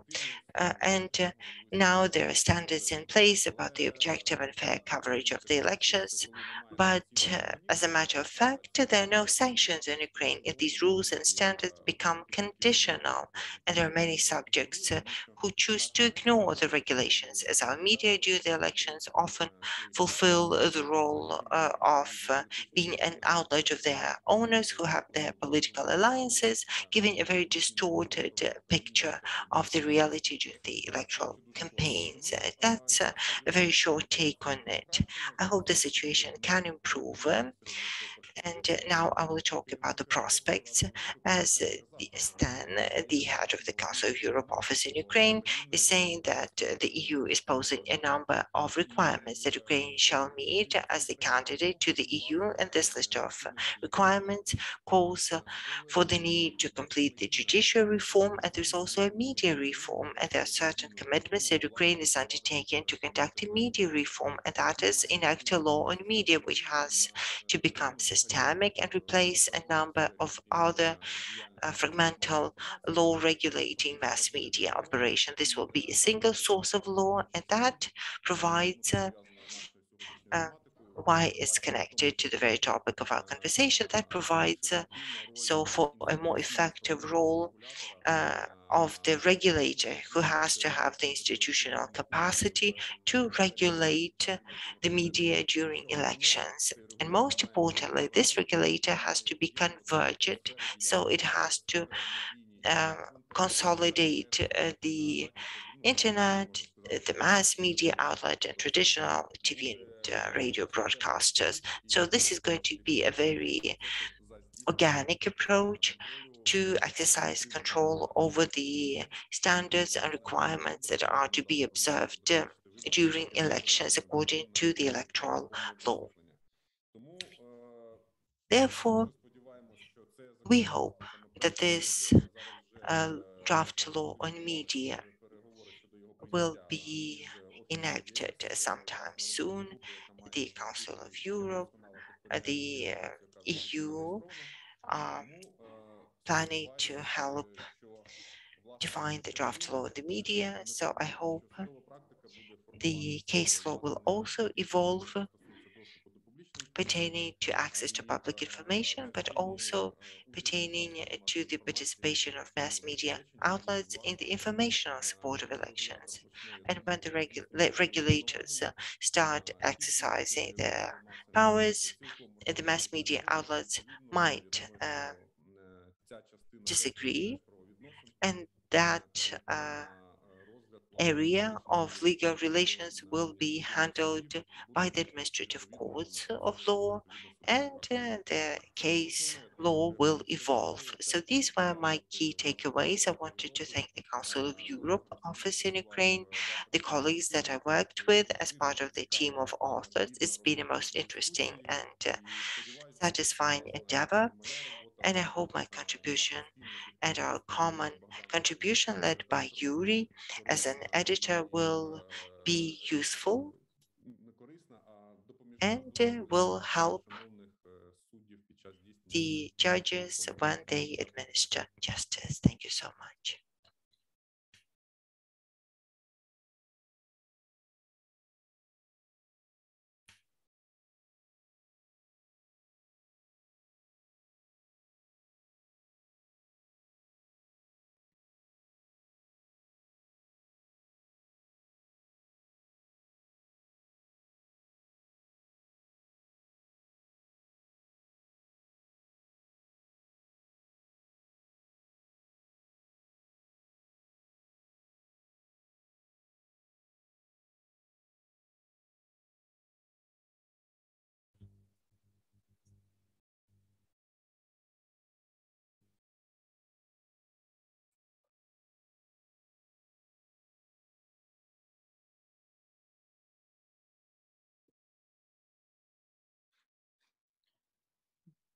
Михайло Івановичу, щось не чути.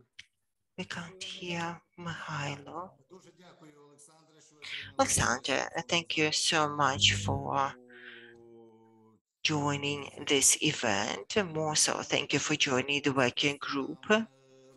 We, as the court, find it very difficult to distinguish the informational support for the election and the campaigning, so your input is most appreciated.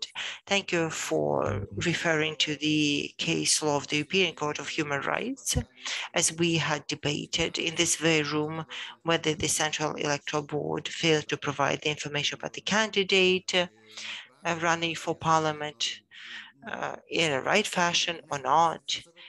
And I did stand with the Electoral Board.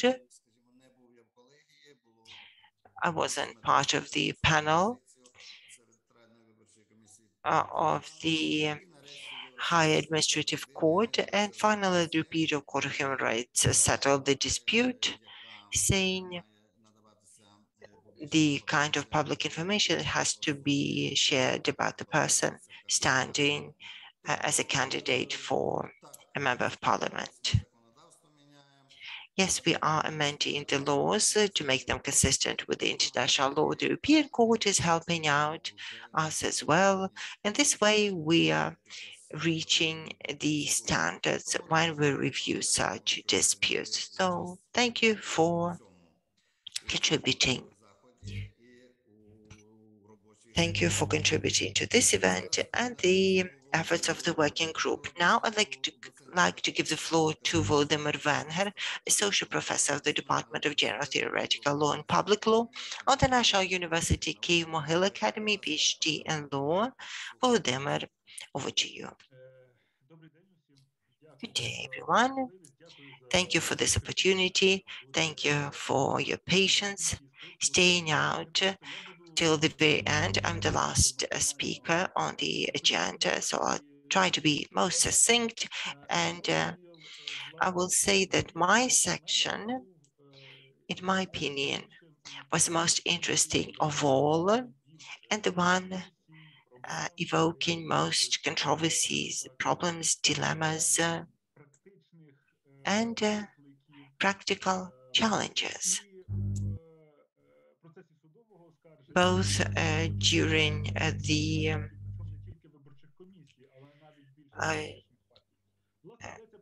litigation and the operation of the electoral boards. And this is a matter of campaigning. This year, my colleagues and I had debated on a number of times, on a number of occasions, organized by the Council of Europe, led by Yuri, and we had both postulated our opinions, agreed and disagreed, and tried to come up with an out-of-the-box solution, which is unconventional both for the academic outlook in Ukraine, but also for the practical outlook. So we felt it was important to do so. The pre-election campaigning in Ukraine is an area of legal regulation which is at the meeting point of three critical blocks. First being the right to information and the law regulating information. And I would like to say a couple of points to this effect. They've earlier been mentioned by Alexander. There are some pitfalls in the law on advertising, mass media information, to say nothing about the internet regulation. The second important block is the electoral block and the electoral take on the campaigning, electoral through the facet of the operation of the electoral boards and the administrative bodies and the controlling institution. And this brings us to the third block. And this third block was considered carefully, and that is the financial side of the matters. Often it is disregarded when we analyze the campaigning period. The academia seems to ignore it, and in practical discussions, all those working with elections know that this is an elephant in a room that you cannot simply ignore. Anyone who had anything to do with the electoral campaigning will know that the headquarters of the candidates, the parties, do their campaigning based on the limitations and the financial constraints imposed on them by the law. And that is a very important factor that they consider. That actually drives the understanding of the campaigning, the forms and the means used, as well as their limitations. So these three facets were considered from different angles, and I would say that this section of the commentary can be of great benefit for the judges if they could delve into the additional academic doctrinal insights, but also look behind the curtain of the campaigning battles as we try to take different takes of it, drawing on the experience of our colleagues with party campaigning. So based on this understanding, this section represents the insights into the very nature of the pre-election campaigning, part of the electoral procedure, and the legal regulation of the campaigning is very different from other stages of voting or elections, the components of elections and such. Let me elaborate. Here I mean that when the pre-election campaigning is organized, it is underpinned by the concept of freedom. Therefore, we need to guarantee the general application of law when everything that isn't prohibited is allowed. If we read the construct of this section, we will see that the campaigning is regulated by one section of the first book, and there are no special details given elsewhere but for debates and financial regulations. So the construct of regulation stems from the fact that the candidates and parties are allowed to do everything except what is expressly prohibited by the law. So this freedom of action taken together with very minor limitations was something we tried to reflect in our commentary in all the articles of this section. The reason why we'd like to stress it here and now, if you compare this section with the section on the operation of electoral boards or territorial organization or the appeal procedures, then the regulation there is much more imperative, much more restrictive. The administrative procedures and administrative law is much more profound in its regulation of the relations. The same with campaigning, where there's a lot of freedom vested in the parties.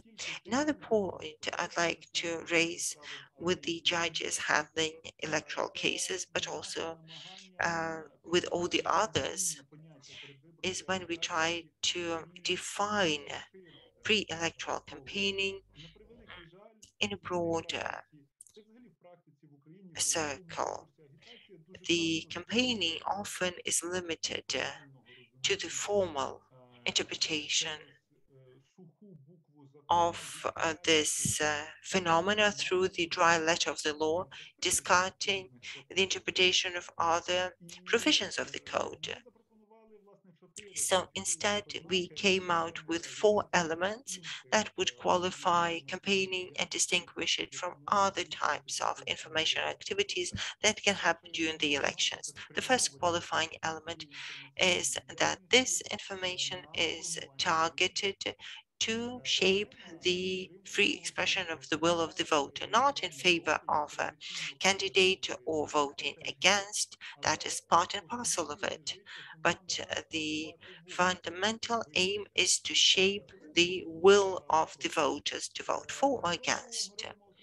And we would like to emphasize that this target can be implemented explicitly or implicitly.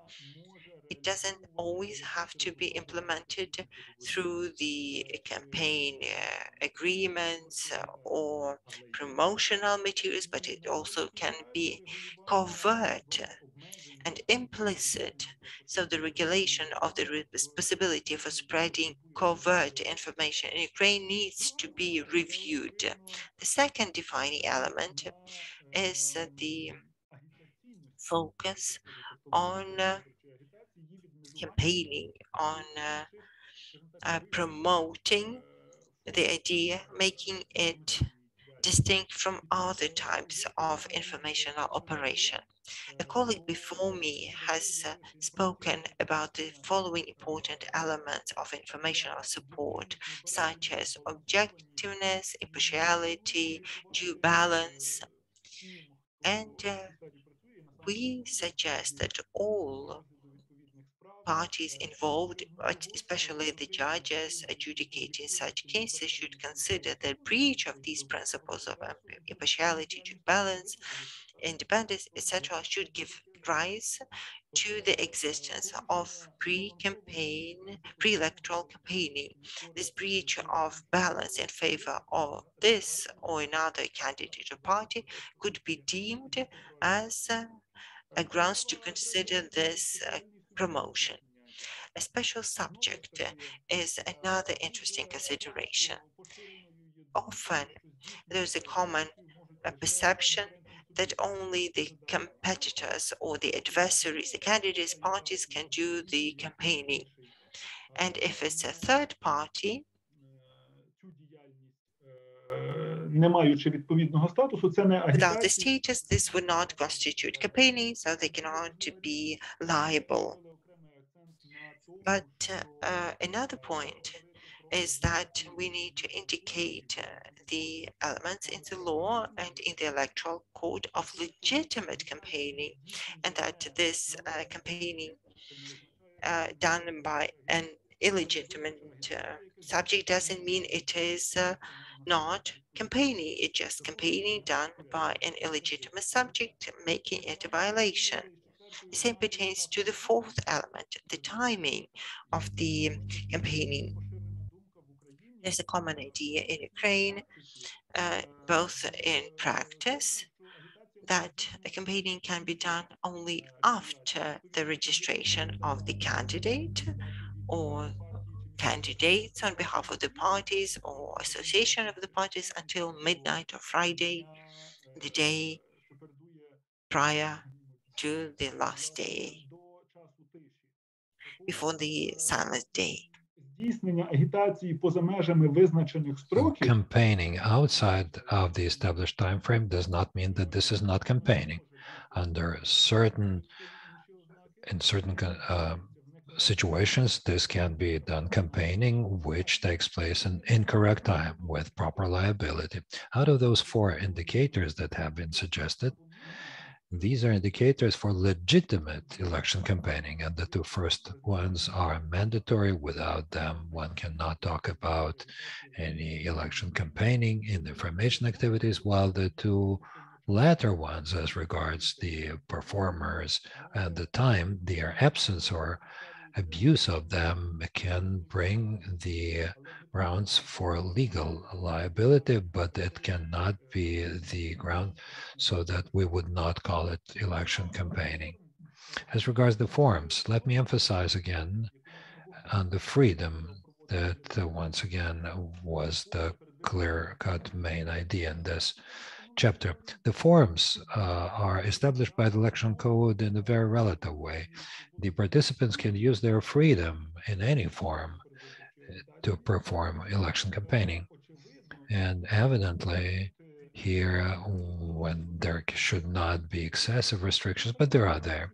If we characterize all the forms, we've broken them down into two forms like distributing the forms of campaigning and public events. So with public events, sometimes in the case law, you can find some interesting ideas, but it's not always that the legislation on peaceful assemblies should also cover the campaigning events that are performed in the course of the election process, and by their nature are such that should be covered by it. And here we have tried to differentiate between them. There are certain nuances and complications. I won't go into them now, but we should not discard it.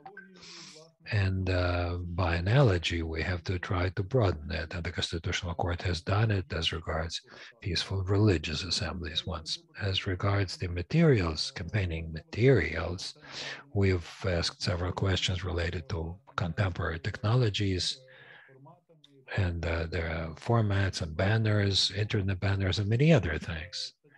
And in fact, article, as in fact Alexander has correctly pointed out, as regards printed means of campaigning and electronic and audio-visual means, for some reason they have broken them down. They are obsolete. They do not take into account the modern situation. And here, we have had quite serious discussions with the colleagues, but now in the times of the war, the problems we have raised even before the war have become even more relevant. Before the war, Telegram channels, WhatsApp groups, Viber groups, or any other messengers and social media would be perceived as quite widespread, but not too widespread. During the war, those communication channels for many people in Ukraine have become the only source of information that people trust.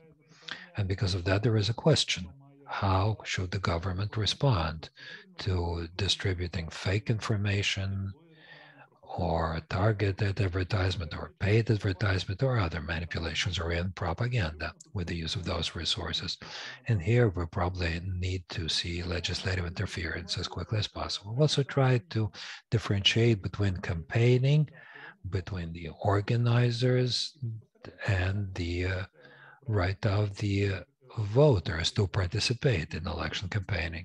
And the difference is quite significant, including as regards the restrictions imposed on those participants.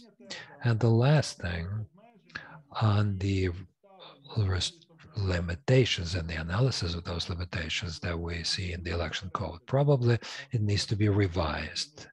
And a very attentive reading of the provisions of the election code allows us to understand that this article is not only obsolete, but today it does not perform its main function. In some situations, the courts can, by systemic interpretation or by interpreting the law by analogy, but there are such complication issues like, for example, the restrictions on the use of administrative resources, where the letter of the election law does not allow to use many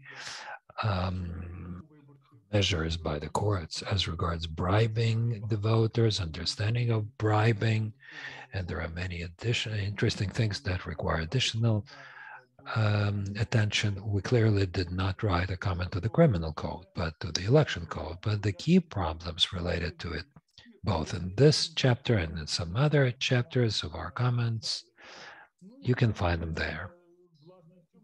And in this block of restrictions, limitations, and once again, I want to get back to the issue of information security and the international standards, where we have tried to laconically and briefly describe them in a simple language for various target audiences that will read our comments, because as the situation is today, including with the resolution of the Parliamentary Assembly, the Council of Europe, quite an old one of 2019, and many other documents stimulate the international organizations such as the Venice Commission and the national authorities, the Ukrainian parliament, to think about how to confront propaganda, abuse of information resources, targeted advertisement, commercials, the so-called fake news, and one can generalize it to say the post-truth phenomenon, which unfortunately has become quite a regular part of our everyday life. Before the war, our vision of a certain vector of development of this has been reflected there. And as I talked to my colleagues as we were preparing for this event, we mostly believe that at least the main guidelines for the judicial work, even before the legislation is amended, it can be found in this book. It can be useful, and we hope it will be useful for our common objective. Thank you very much. Thank you very much, Volodymyr. It is an important area, an important component of the election code for your comments. And of course, we are convinced, I, as the person who has read it, I'm sure that this will be really very useful for our judges.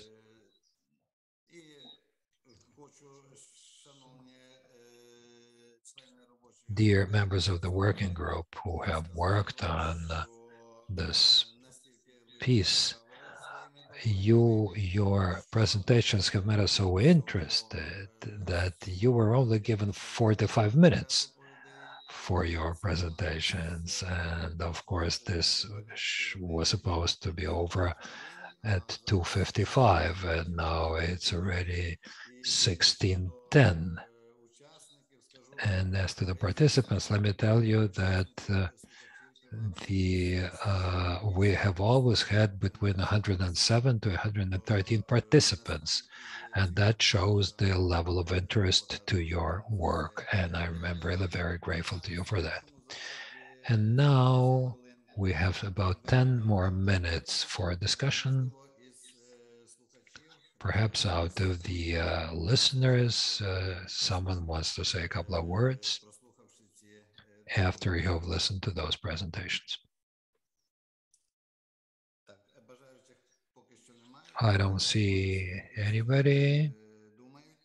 Maybe you're still thinking about your questions, but among us there is Serhii Tkachenko that we often remember, who is trying to hide from us now, I guess.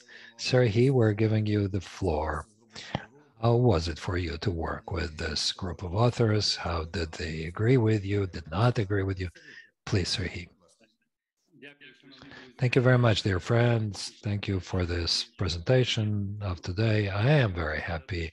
Well, first of all, it was very easy and very nice to work with such authors and co-authors of this scientific and practical commentary to the Electoral Code. Well, a number of copies, we have already shared them with the Supreme Court, and I hope that on paper you will also receive that. But today, together with the press release, we will also upload the electronic version of this commentary, and everybody would have a chance to get a copy of it in the electronic format. Well, I want to express my hope on behalf of the group of authors that this is just the beginning of our common work. And we hope that in the future we will proceed to working on book 2 and to dedicate more time and attention to reviewing and commenting the local elections and parliamentary elections. I do hope, and in fact, your feedback as to whether this work was effective will be very useful to us and would be a kind of a guideline for us to understand that this work is useful, that you need it, and that it is effective. Thank everybody for participation in this event, and see you next time. Thank you. Now we proceed to the conclusion. Serhii, I understand that Mr. Nurilov is no longer with us. Yes, unfortunately, he has another event to attend. Thank you. Dear participants of our event, dear authors, participants of the presentation, I think that if we gave each of our presenters 5 or 10 minutes for their presentations, then it would be a real scientific and academic and practical conference on Book 1 of the Electoral Code of Ukraine. That event was really very interesting. I'm sure that today we've had a very productive meeting and a constructive dialogue on the election law in Ukraine. And although those presentations were quite condensed, but the main issues were brought up that were reflected, commented upon. And as a sitting judge, I can tell you that these are the problems that we would often face while hearing election-related disputes. And during election processes that we face in our courts and that the judges consider. So I am really very grateful to all of you for this high professional level and understanding of the problems. And of course, such a dialogue is very useful for us practicing judges of Ukraine. And I can guarantee to you, the authors, that we will keep addressing you in the process of application of the election code as we consider those disputes and conflicts. We will keep addressing you. So my request to you is to please help us by consulting the judges so we would look well at a proper level with the other well-developed democracies.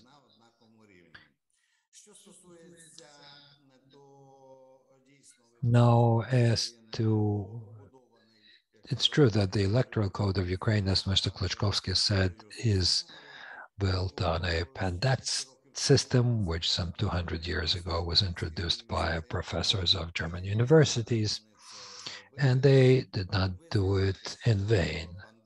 You know that the Pandat system, unlike the institutional system that was brought in the antique times, it suggests that the code should be broken down into two parts, the general part and the special part. And the general part, it regulates, let's say, the conceptual base of the election process. It defines the basics for appealing against decisions or lack of them related to the election process. And this is, in fact, what the group of authors did very well, because you have profoundly interpreted the content of the main principles of the election law, the election rights of the people, the aspects related to the subjects, procedures, and the time frame. You have analyzed the basics of the election administration authorities. You've paid attention to voter lists, to the information support of the election campaigns, the election observation, appealing the violations. In other words, professionally, you've given your attention to those issues which are the subject of very many claims and suits we receive at the court related to practical implementation of the election legislation. And an important part of the judicial work, which is to be argumented in the judgment, is proper motivation of the judgment. And I'm sure that providing this additional information to the judiciary about those important theoretical issues of the election law, which we can find in your practical comments, will definitely improve the motivational or argument part of the judgments. Well, truly, they say that without grammar, you cannot even learn mathematics. So it's true that your work, there is a lot of demand among the judiciary for your work, and you will definitely know about that.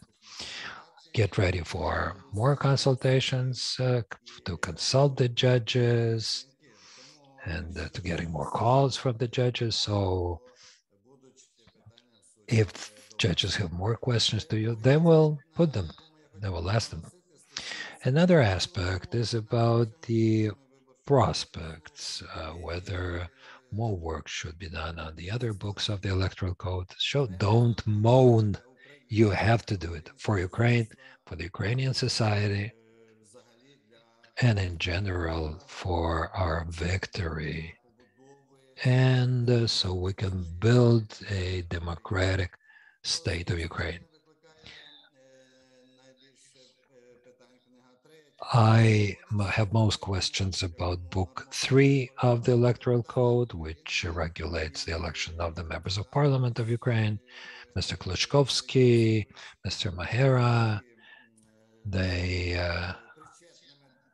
were involved, or this is perhaps not the best word, were in fact the subjects of the election process, although Mr. Mahera was member of the Central Election Commission. But when we had elections based on the proportional system, and that was in 2006 and 2007, clearly, even today, even the election of the members of parliament are to be based on the proportional election system. And it will not be easy. Although, frankly, as regards election-related conflicts, we have too few of them because they come about at a later stage when the election takes place on the proportional system. But today,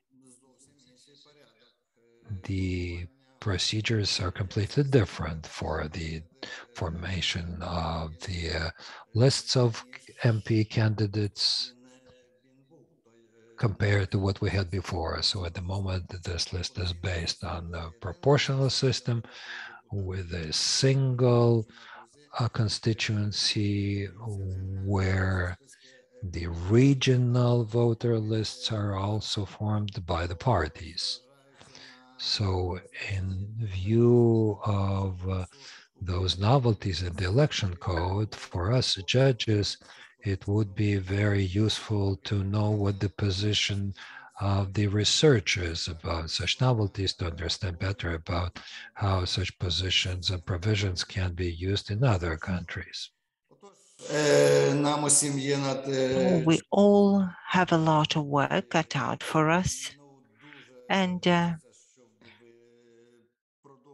I hope you continue the effort. This is our plea on behalf of all the judges and also all the subjects of elections in Ukraine, and that is all the Ukrainian voters of relevant age and who are Ukrainian nationals and who haven't been had their right denied to them by the court.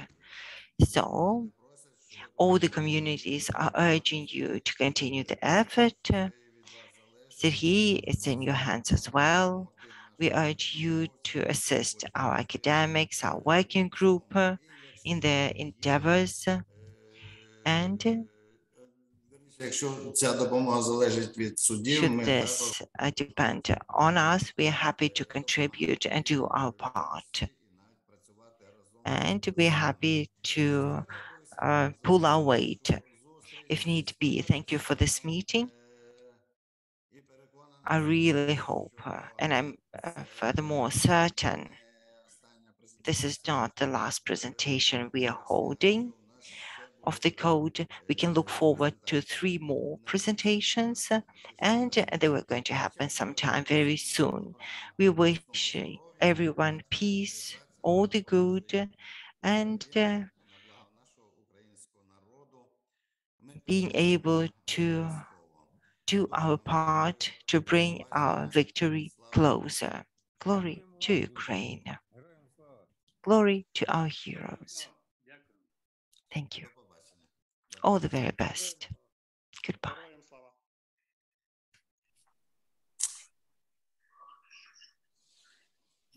До побачення.